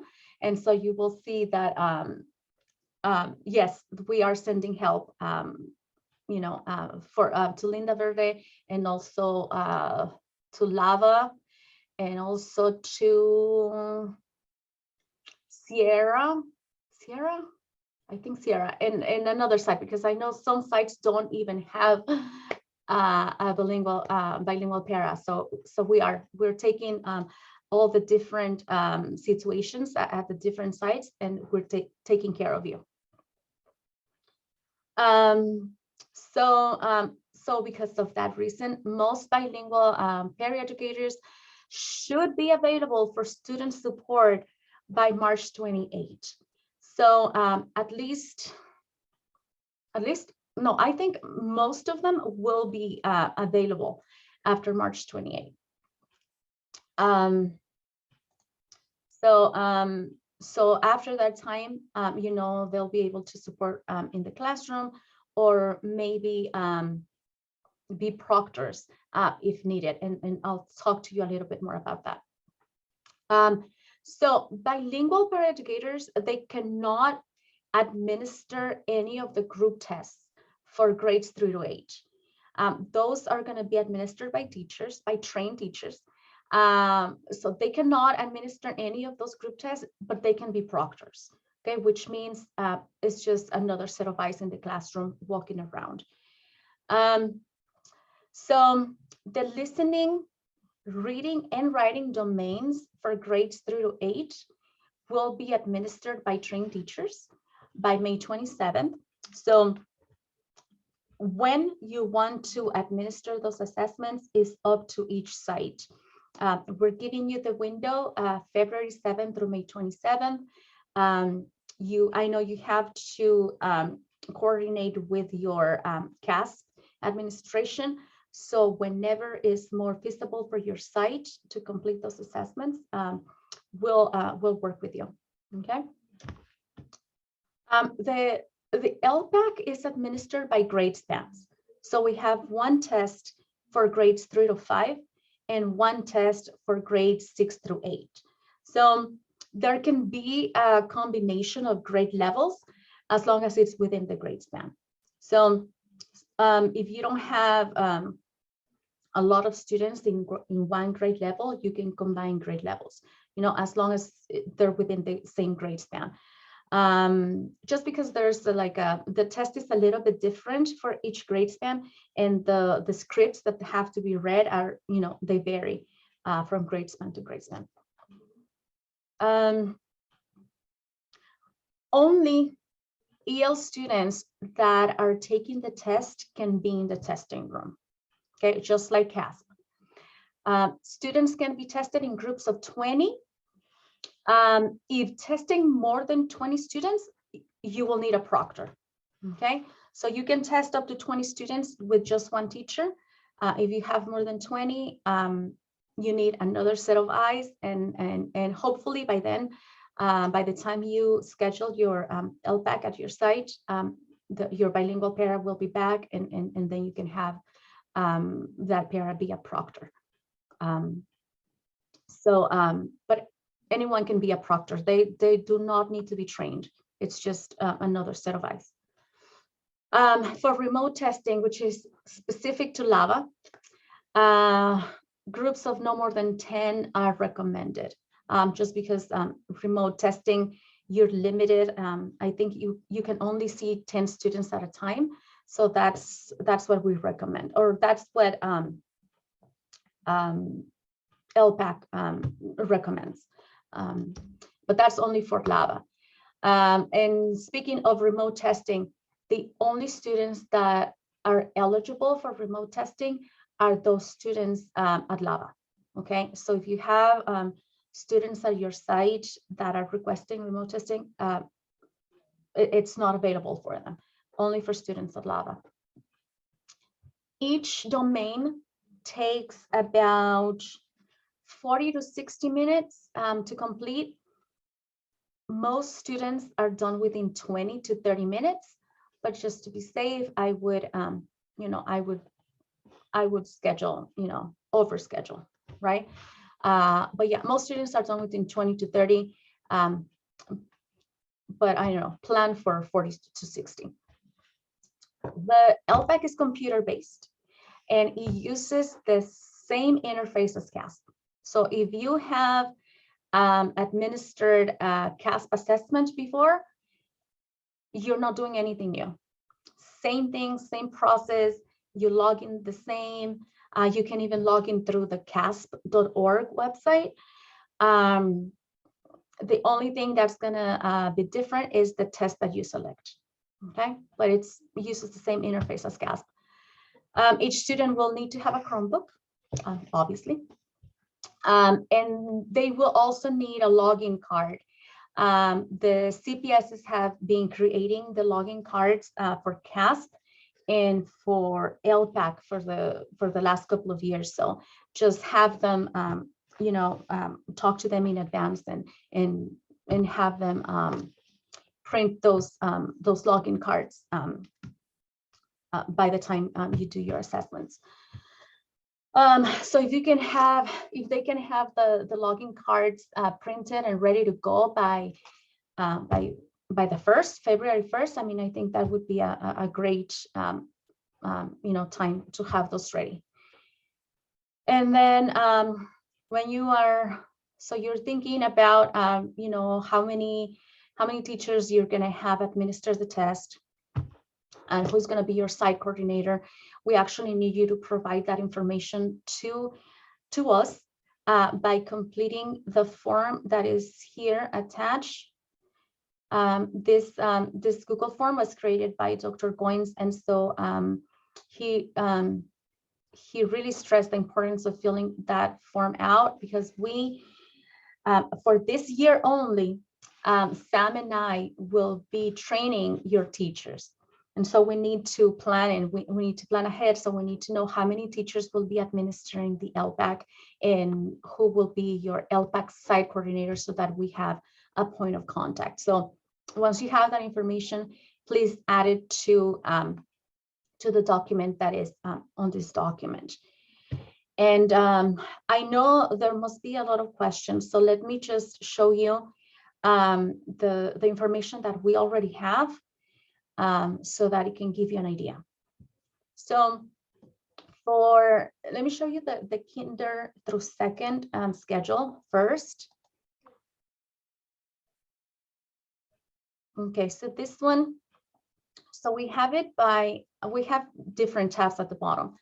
So we have by school, how many students we have in kinder through second, and who's the bilingual para that is going to administer those assessments. How many days it will take them to administer those assessments, and approximate dates of when that's going to happen. So to have those assessments completed, the bilingual para will need a room, will need a space, so they can do those assessments. And again, K through second, they're all one-on-one. Okay, so just a small space. They don't need an entire classroom, just a small space with two electronic devices, one for the student, one for the bilingual para. And so those are the approximate dates on when they will be doing those assessments. And then on the tabs at the bottom, it will give you, this is the schedule by para, and then this is the schedule by site. So you know when to be ready for them. Okay, for example, testing for kinder through second at Discovery will be from February 22nd to March 2nd. Okay, so you will have an idea. The one-on-one assessments, they will happen throughout the day. So the bilingual para will call the students out of the classroom, okay, throughout the day, one by one. Just so that you're aware of how that's happening. Any questions on the schedule for kinder through second? So just for clarification, so my two paras will be testing all of our 112 students. Let me see right here. So we have,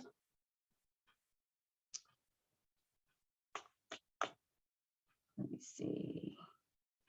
Okay, so for K through second, yes, you have your two paras at Linda Verde, and then, but you have them all throughout.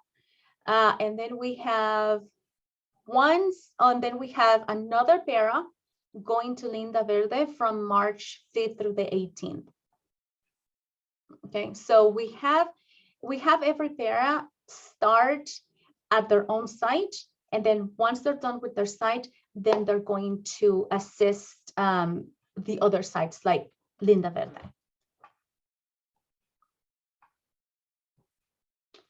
And okay, so that's K through second. Again, for K through second, you don't need to schedule anything because we're doing that. So you don't have to worry about that. Just make sure that the room is available and that the electronic devices are available. And then just make sure that you let the teachers know, so that when a bilingual para calls for the student, they actually let the student go. Because we've had instances where the bilingual para is calling for the students and the teachers say, well, no, the student can't go right now. And so, I mean, we have to test our students whenever, you know, the para is available. So, so I would ask your help with that. Let me see. So that will be the K through second. Then we have the schedule for the speaking only for grades 3 to 8. And so we have, again, we have each site, we have the number of students that they have, and how many are the bilingual paras, and how many days it's going to take the bilingual paras to assess those students. Okay, again, approximate dates, and a schedule for the sites for when that's going to happen. And again, this is only for the speaking assessment for grades 3 to 8. So as you can see, hopefully we will be done before before spring break. So I know that's a lot to ask, but I have faith in our bilingual paraeducators. They have done this every year, and they're very good at what they do. And so you know, that year where what was it, 2020, when no 2019, I think it was 2020, when all the state assessments were suspended, except for the ELPAC. I mean, it wasn't suspended on time. By the time the ELPAC was suspended, our bilingual paras had already tested everyone in grades 3 to 8. So they're awesome. So I know they you know, they can pull this off. So we'll see how it goes. But yes, approximate dates. If something changes, we will let you know. But we will be I will be communicating with your sites regularly and letting you know, like, okay, so our team finished 1 day or 2 days earlier at the site, so they will be going to your site you know, earlier than expected, or the team is taking a little bit longer. So we will be communicating all of that with you. Any questions on the schedule for grades 3 to 8 for the speaking?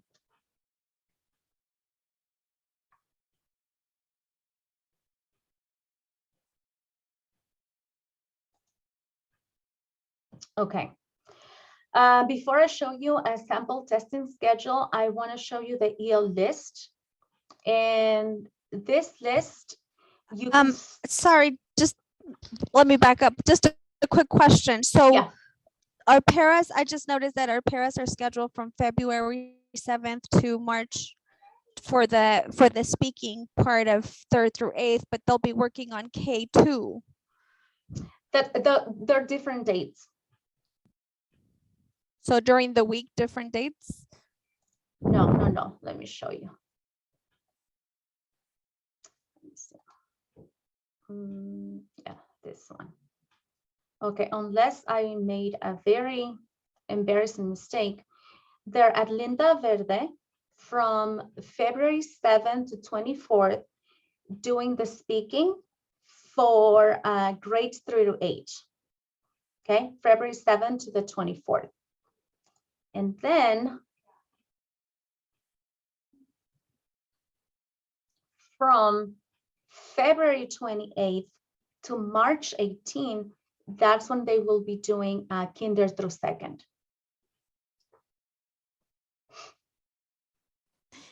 Thank you for that. You're welcome. Okay, so on this EL list, we have all of the EL students. And so when you are scheduling your group administration, this is very useful because you can sort by site and by grade level and by teacher. Okay, so well, we pull this information from PowerSchool, so it's as accurate as the information in PowerSchool. Okay, so so you can sort your students again by grade level, by grade span if you want, how many EL students are in each with each teacher and grade level and all of that. So this is gonna be your best friend, this list right here. And then let me show you a sample testing schedule. So, so in this case, and let me start here. This is for any site, okay? So grade 3, grade 4, grade 5, and grades 3 to 5 STC. So that's what you want to do. You want to just list your teachers by grade level, find out how many EL students they have and how many EL students they have. And then, for example, for this grade 3, I chose this teacher because she has the lowest number of English only students. And so I put together all the EL students from all the other classes. So that gave me a total of 18. Okay. So then this teacher during testing will have 18 students, and his or her 21 EL students will be divided into the other classes, right? So during testing, there'll be 32 in each of the other classes, and then that one testing teacher will have 18. It's not an ideal situation, but I guarantee you, this is the most common and best practice for assessing with the ELPAC. This is what is done throughout the AV in all the different districts, and it's considered the best practice by LACO in the state of California. And now this is only for maybe an hour a day, just while the students are taking one domain of the ELPAC, okay? There are 3 domains that need to be administered by the teachers: listening, reading, and writing. So each domain can be administered in one day, okay? And then, so this one just turned out to be like that. For this one, for grades 4 and 5, it was a little bit more difficult because there are very few students in grade 4, very few EL students, right? If we had just one teacher in the grade level, grade 4, administer the ELPAC, then the other 2 teachers would have so many students, more than they could handle. So we combined grades 4 and 5. Remember, it's the same test, so we can combine them. So again, we looked for the teacher with the less EL students, right? And so we took that teacher. So we only needed to distribute 10 students, right?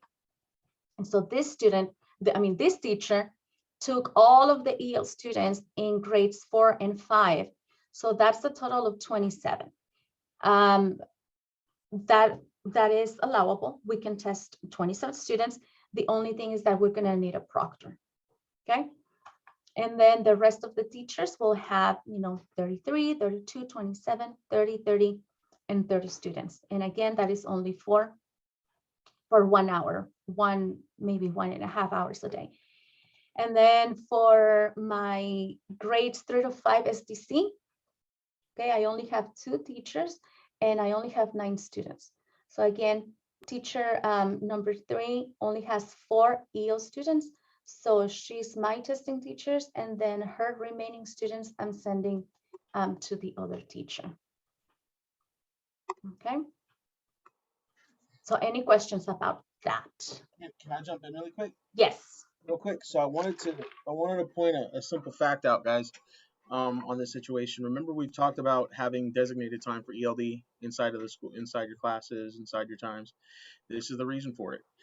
This is the reason that administrators have wanted to kill me for the last 3 years, because we kind of think it's important that thanks, David, appreciate you for that one. we need to make sure that there's a designated time for instruction, because if there was designated time for ELD instruction, even if it's across grade levels and you've got all your students, you got a couple students at the same time at the same time, what's the benefit to that is that what you can do is any type of scheduling is not a big deal, right? Because you just know you're going to do it during that time of the day with your kids, with those ELD kids, with your EL students. So like David, you have like a really, really solid model in your PLT, in your walk to learn. So like that is like when you've got that group of EL students from the classroom being able to go together to work with that, you're set. You know what I'm saying? Because you can kind of make that happen. All you got to do is just make sure it's happening during that time. However, you got to make your groups.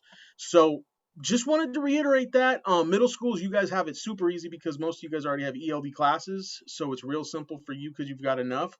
The hope is in the very near future, it's going to be a whole heck of a lot harder because you're just not going to have the ELD students moving up from the elementary levels into the middle schools. So with that said, I just wanted to make sure that was kind of thrown out there and make sure y'all were good with that. And yeah, that's it. So yes. I will not take this anymore. No, thank you. Yes, that is very important. That is the importance of having that designated ELD time and having those EL students switch. I know there was a misconception that that EL students couldn't be switched because of the regulations for COVID. That is incorrect. We can actually switch students for their essential programs, in which EL is an essential program for EL students, ELD, right? It's part of their core. So when you have that system in place where when it's your ELD time, you switch students, sometimes within grade level, sometimes in grade spans, if you have very few students at your site, then you already have that structure in place. And so then scheduling the ELPAC, it should be a breeze. The problem arises when you don't have that structure already in your master schedule. And so now you're trying to find places to send those English only students, okay? But still, it can be done. You just need to look at your list of ELs, see how many ELs you have per grade level, how many English only students you have, who's the most appropriate teacher to administer that assessment, whether you need to assess by grade level or by grade span, and select a time. If you don't already have a designated ELD time, you can select a time during the day, preferably in the early morning. So this is what this is the thought process when you are trying to figure out how many teachers will be testing, and then you will have your final schedule, right? You will write the grade level or grade span, however it works, or sometimes you can test a group of students by grade level and then another group of students by grade span. That's fine. Okay, remember, there's only one test for grades 3 to 5. So students in 3 to 5, they can be mixed. Okay, and there is only one test for grades 6 through 8. And so you want to make sure that on which day your teachers are administering each domain. Okay, and then what time, right? What date, what time, and who's going to have what. Sometimes I think now we're good because every student has one Chromebook, one device. In the past, when we had very limited number of Chromebooks, then we had to stagger the grade levels and the assessments. But I think that's a good thing now, right? So any questions?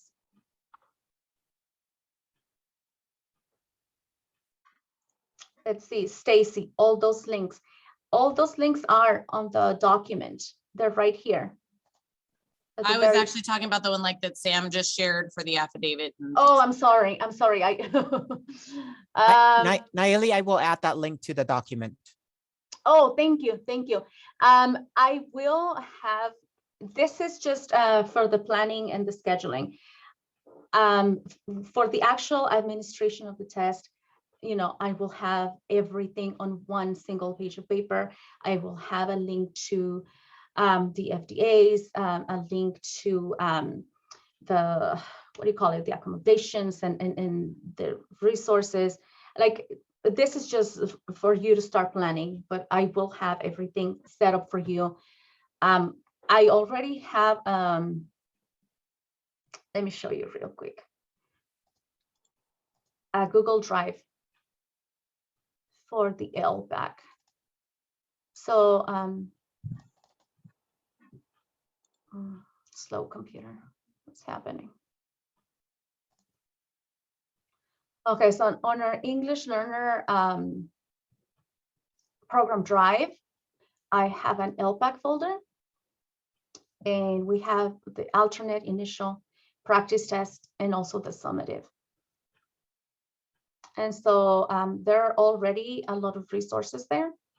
And oh, this is an important document. How could I forget? Okay, the ELPAC site coordinator checklist.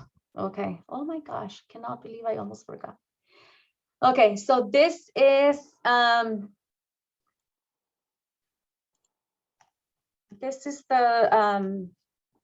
one that is provided by ELPAC, but I also, and I believe, I don't know if I,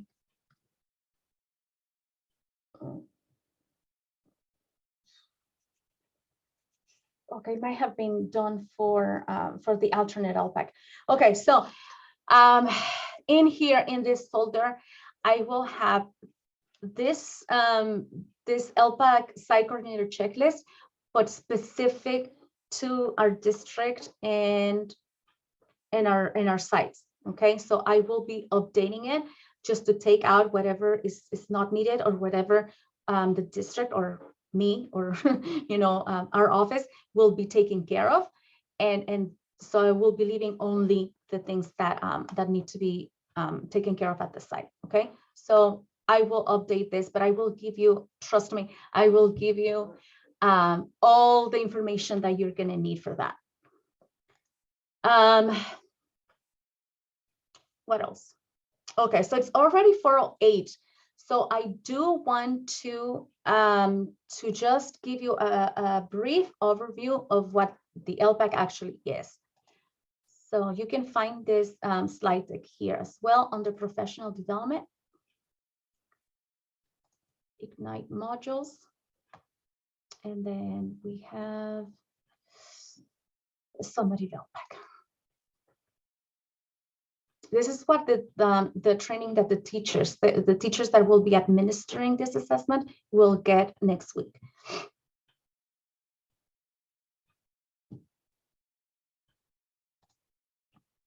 Okay. The last link is the parking lot. It's a link to a Padlet. So at any time, if you have any questions regarding the Summative ELPAC, please feel free to post those questions or comments or suggestions. Okay. So the Summative ELPAC is the objective or the purpose of the Summative ELPAC is to measure progress. Okay, progress towards English language proficiency. It is a federal requirement. We have a federal obligation, meaning the district, to assess all EL students every single year. Okay, and we do so through the ELPAC. The ELPAC is the only state-approved assessment for English language proficiency. The ELPAC is given to every EL student in grades kinder through 12. So every year they have to take the ELPAC. It doesn't matter the student placement. If the student is EL, even if the student is in an SDC class or a resource class or a mod severe class or independent study program, they still have to take the ELPAC, the summative ELPAC.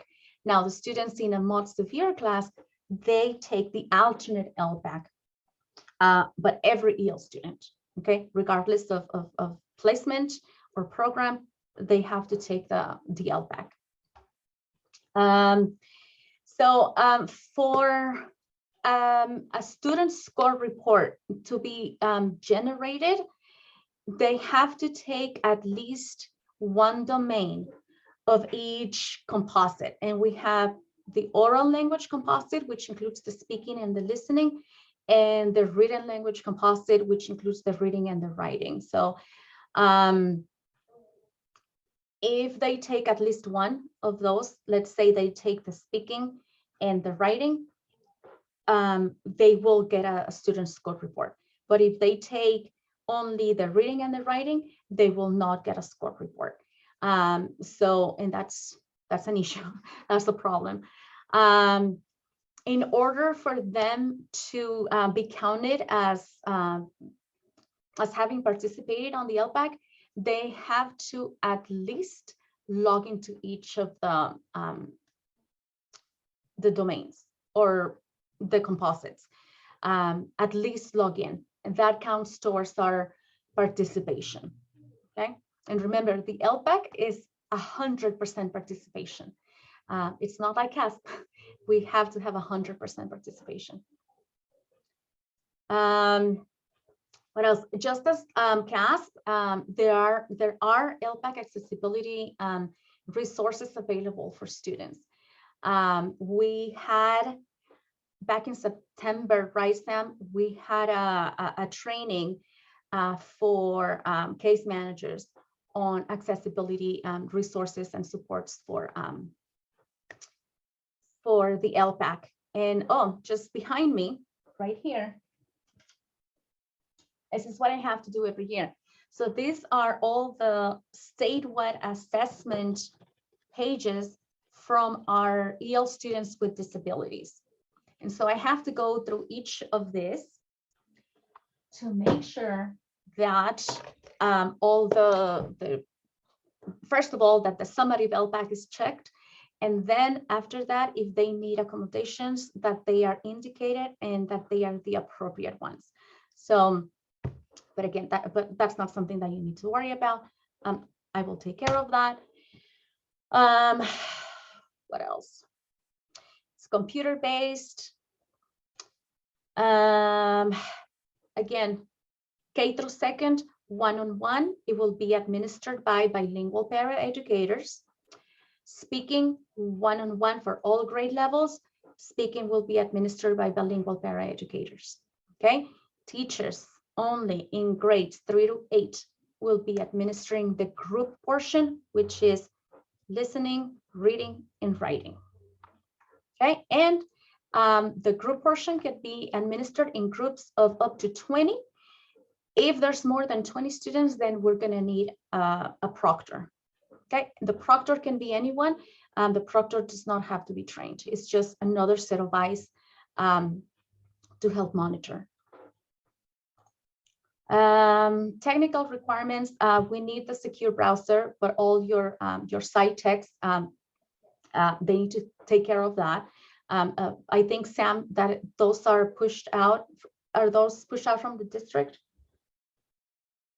That is correct. And Okay. I just had a conversation with Brandon this morning. Mhm. I am going to be meeting with the site techs this Friday to go over and making sure that they have everything ready, especially since we're going to be starting ELPAC soon. So I will be sharing information with them in regards to what they need to do. And also I asked Dr. Goins to let me and Nayeli to be part of the CPS meeting on Friday. So definitely we're going to be sharing information with them also in regards to what they need to do in preparations for the state assessment. And it's really crucial, especially now more than ever. It has to be a team effort. It cannot be just one person, because, you know, there might be something happen where you're going to be asked, whether it's a site administrator, assessment chair, whoever it is, may be asked to cover a classroom. That's why we need to make sure that everyone at the site, whether, 2 or 3 people, different chair, folks have to work together, because there are information that you may have, and then maybe someone else has a different information. So it's always, I'm going to use Miller as an example. Miller had done an amazing job when it was coming down to smarter balance assessment. They have a team effort. They have a certain people that is assigned to a certain thing that is their responsibility. So as you are thinking about this, planning together, I really encourage you to work with your team, with your, your site techs, your EL chair, your CPS, your site administrator, and making sure that everyone kind of know what they need to do, just in case we have a situation where someone needs to step in and do what they need to do to ensure that our student, especially our EL, there is no minimum requirement in terms of participation. It has to be 100%. So please reach out to us if there's things that we can do to help you. Yes, thank you, Sam. Yeah, it's big. It's definitely a team effort, and so especially in a year like this, we need all the help that we can get. So it's very important that if you can, we highly recommend that you have an EL team at your site. Because like Sam said, sometimes someone might be absent or busy with covering classes or something else. So we need, definitely more than one person to be knowledgeable and be able to troubleshoot, or at least be able to contact us so that we can provide the help. Let me see what else. Testing conditions, and we'll cover this next week. It's same as CASP. It's a secure test, so we want to make sure that it's a secure testing environment, conducive to taking a test, a state level test. No sharing of information, no sharing of the questions, no sharing of the answers, within staff members or students, within, from student to student, all of that good stuff. I also have the testing times, the approximate testing times, so that you can plan accordingly, the roles and responsibilities. And then I have a site ELPAC coordinator checklist, which is embedded here in the presentation, but I will put in a document for you. And so, you can go through the slide deck. Let me show you this one, okay? Starting a test session, you can recognize these images from CASP, right? We use exactly the same interface. The only thing that is different is the test that we select. You can see here we have our interim assessments, our smarter balance summative assessments, even our alternate assessments. We have them all here. So again, it's just like CASP, okay? And all the publications that come from ETS, they are all now together, CASP and ELPAC, because all the processes and the procedures, they're exactly the same. But your teachers will still need to hear this information, and that's what we're going to do on Wednesday next week. Okay, and then this is important. The practice and training tests, they are available already. I think they're pretty much available since the beginning of the year. So that's something that your teachers can definitely do with their students during that designated ELD time. Have them, complete a practice or a training test for the ELPAC. And then again, at the end of the slide deck, all of the different resources that are available for you. Okay, and then as I showed you the Google Drive for the ELPAC, and as we get closer, I will be adding more stuff as it gets released by ETS. I will be adding everything there, and I will be putting together user guides for you and different things that are going to be useful for you. Okay, so any questions? Let me bring you back to this slide and to the parking lot. Please add any questions to the parking lot. I will be looking at it and adding all the questions or finding the answers for you. I mean, adding all the answers or finding answers for you. If you have any questions, any, and like I said before, suggestions or comments, feel free to reach out to me. Try to email me first. I will usually reply to emails the same day, usually within 2 hours. And just, you know, reach out and let me know what you're thinking, what, you know, or maybe you have a different idea of how we can do this better. I'm open to your suggestions, and you know, if there's a better way to do things, I'm all for it. So it's already 4:21. It's been a very long day, I know, and for you administrators and some of the assessment chairs that have been in the training since 1:30, I want to thank you for for just staying here and listening to me. And I hope that the information that I provided was useful to you, and that you take advantage of all the different professional learning modules that we have provided, and that you take them into consideration for your staff meetings or for individual teachers as you deem appropriate. And again, feel free to reach out. I'm here at the district office in Ed Services. You can also reach out to Dr. Goins or Sam, and we are more than happy to work with you, to meet with you, jump into a Zoom call.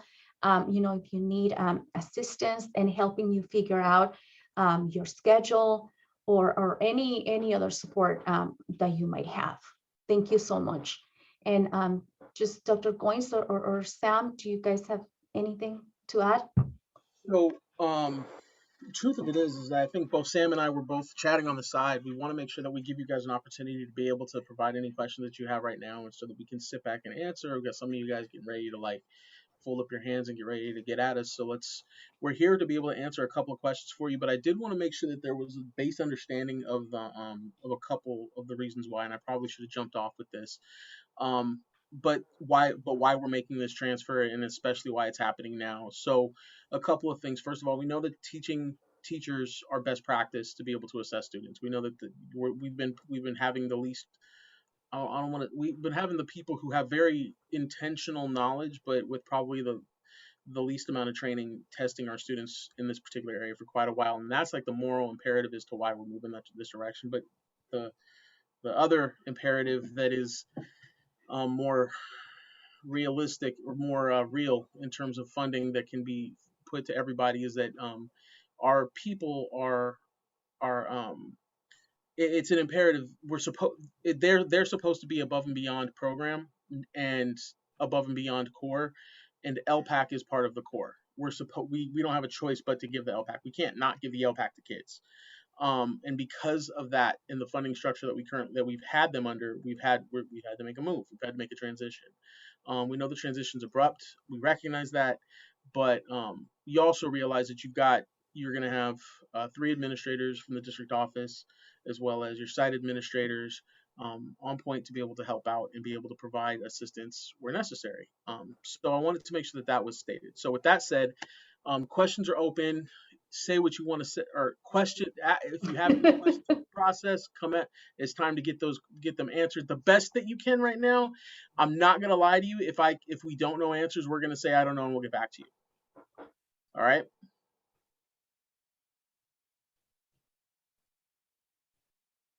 I'm done. Y'all can talk. Yeah. let me, oh, I forgot. Let me point out that I do have office hours, and I believe those are, let's see. Like I have Naomi? one. Yes. Sorry, this is Mary Thurston. I first messaged Sam privately. The three of us are going to need to talk about the unique situation and endeavor with our EL coordinator and our ELD teacher. Okay. To make sure okay. we've got the proper staff assigned to handle this. So if Okay. you could send me a time that you guys can get together, I can be pretty flexible for you. Okay. Thank you. Do you mind sending me an email? Not at all. Because I will forget. So just send me an email. Because you're just like me, I get it. Yeah. So, yeah. Wait, I kept thinking this microphone thing would stop it, but it doesn't. It still goes out that ear. I don't know how. So I'm writing it down, but please just remind me. Also, Nayeli, as the assessment chairs, are we the ones who are keeping track of everything here, or is this the EL chair? I'm just kind of trying to figure out what it is exactly I'm going to be monitoring. Keeping track of student completion. Student completion, making sure the students are getting where they need to go, making sure the cards are completed for the para and the teacher, all of those things that we would normally do with CASP. Okay. The ELPAC is a state assessment. So going only by the assessment chair MOU, the ELPAC would fall under your responsibilities. However, the ELPAC is very special. And so we also have EL chairs, and we also have our assistant principals, which are funded in part, yes, to oversee the EL program, right? So that's why I stress the importance of having an EL team. Ultimately, your site administrator will decide who does what. And so it's a team approach, okay? So, but again, the available staff that we have is the assessment chair, the EL chair, and the assistant principal. So we already have a team. And so it's this year especially is more about how can we help, right? How can we help each other, and how can we make this easier for everyone at the site? But again, your site administrator is definitely the person that's going to have to make some decisions regarding that, unless I'm totally wrong. So I don't know, Jordan or Sam, can you? Can I just add to that, Nayeli? Those of you who were administering, or at least had experience administering SBAC, right? You know how I said, I gave you suggestion, I gave you some strategy, but ultimately I said, you have to take it back to your team, right? So like, for example, Dr. Hain, you had mentioned about the login card, right? That could be given to your CPS and say that, okay, I need you to create a login card, one for ELPAC and one for SBAC, right? So that we don't have to constantly having to pull them out. And so it would be a separate thing. So, when it's ready to do ELPAC, I'm just going to grab for the ELPAC login card, right? Those are all the things that, as you are hearing, information from all of us, from Jordan, Nayeli, and myself, think about the team that you have. What system can you put in place regardless of what it is, you know, and, of classification, right? Or who's doing, like, what are your strength of your team, right? And I share this because I know some of you is like, hey, you know what? You're really good with Excel. You're really good about doing this. Can you do this for me, right? Because then at the end of the day, we want to make sure that you have a system in place. What we don't want is that people getting frustrated, right? So the kids belong to all of us. They belong to the Lancaster School District. So there may be things like I shared earlier that you may know what's going on, but then, for example, I'm going to need to talk to my EL chair because I don't know who my newcomers are, right? Because then I need to make sure that those students, because that's going to impact SBAC, but also it's going to impact everything else, right? So those are the things that I want you to start thinking, okay? And you can start thinking by looking at with your team, how many EL students do you have? Because if you have a lot, your schedule, your strategy, your plan may look a little bit different, right? Compared to, you know, a school that have only a handful of students population that needs to be administered. Because what we're talking about, the challenge that we're running into with ELPAC and SBAC is that, you know, SBAC is 3rd through 8th grade, every student, right, at the same time. The challenge with ELPAC is that you only have selected students, right, during that time. So that's the challenge that we're going to face. And that's why it requires everyone as a team to figure out, okay, I have 50 students, distribute among 3rd through 5th grade.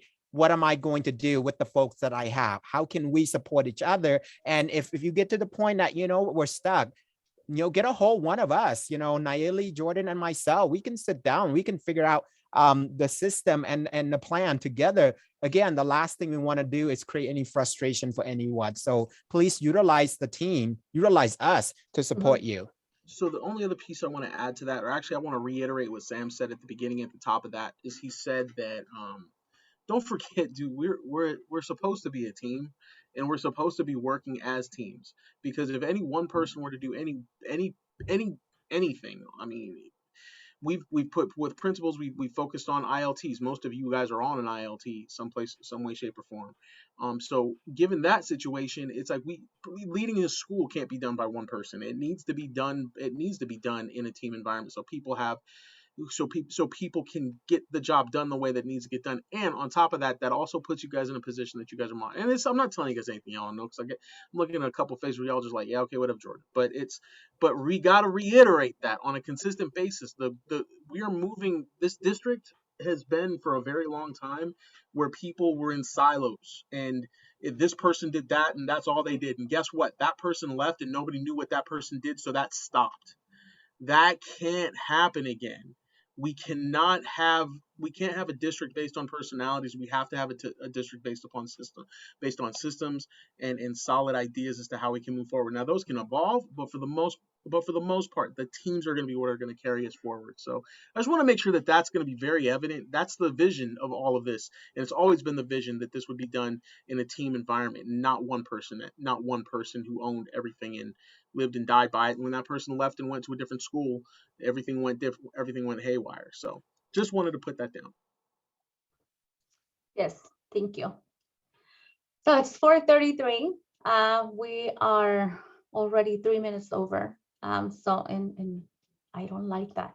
So again, thank you. I will stay for another, I don't know, 15 to 20 minutes. So if you guys want to ask a more like specific question, feel free to do so. But other than that, have a great rest of your day. Thank you, Nayeli. Bye, guys. You're welcome. I do have questions for Lava. We have a lot of questions for Lava too. I do. Me too. Before we begin, Nayeli, can you stop the recording, please? Yes. Thank you. I'm not going to say anything bad.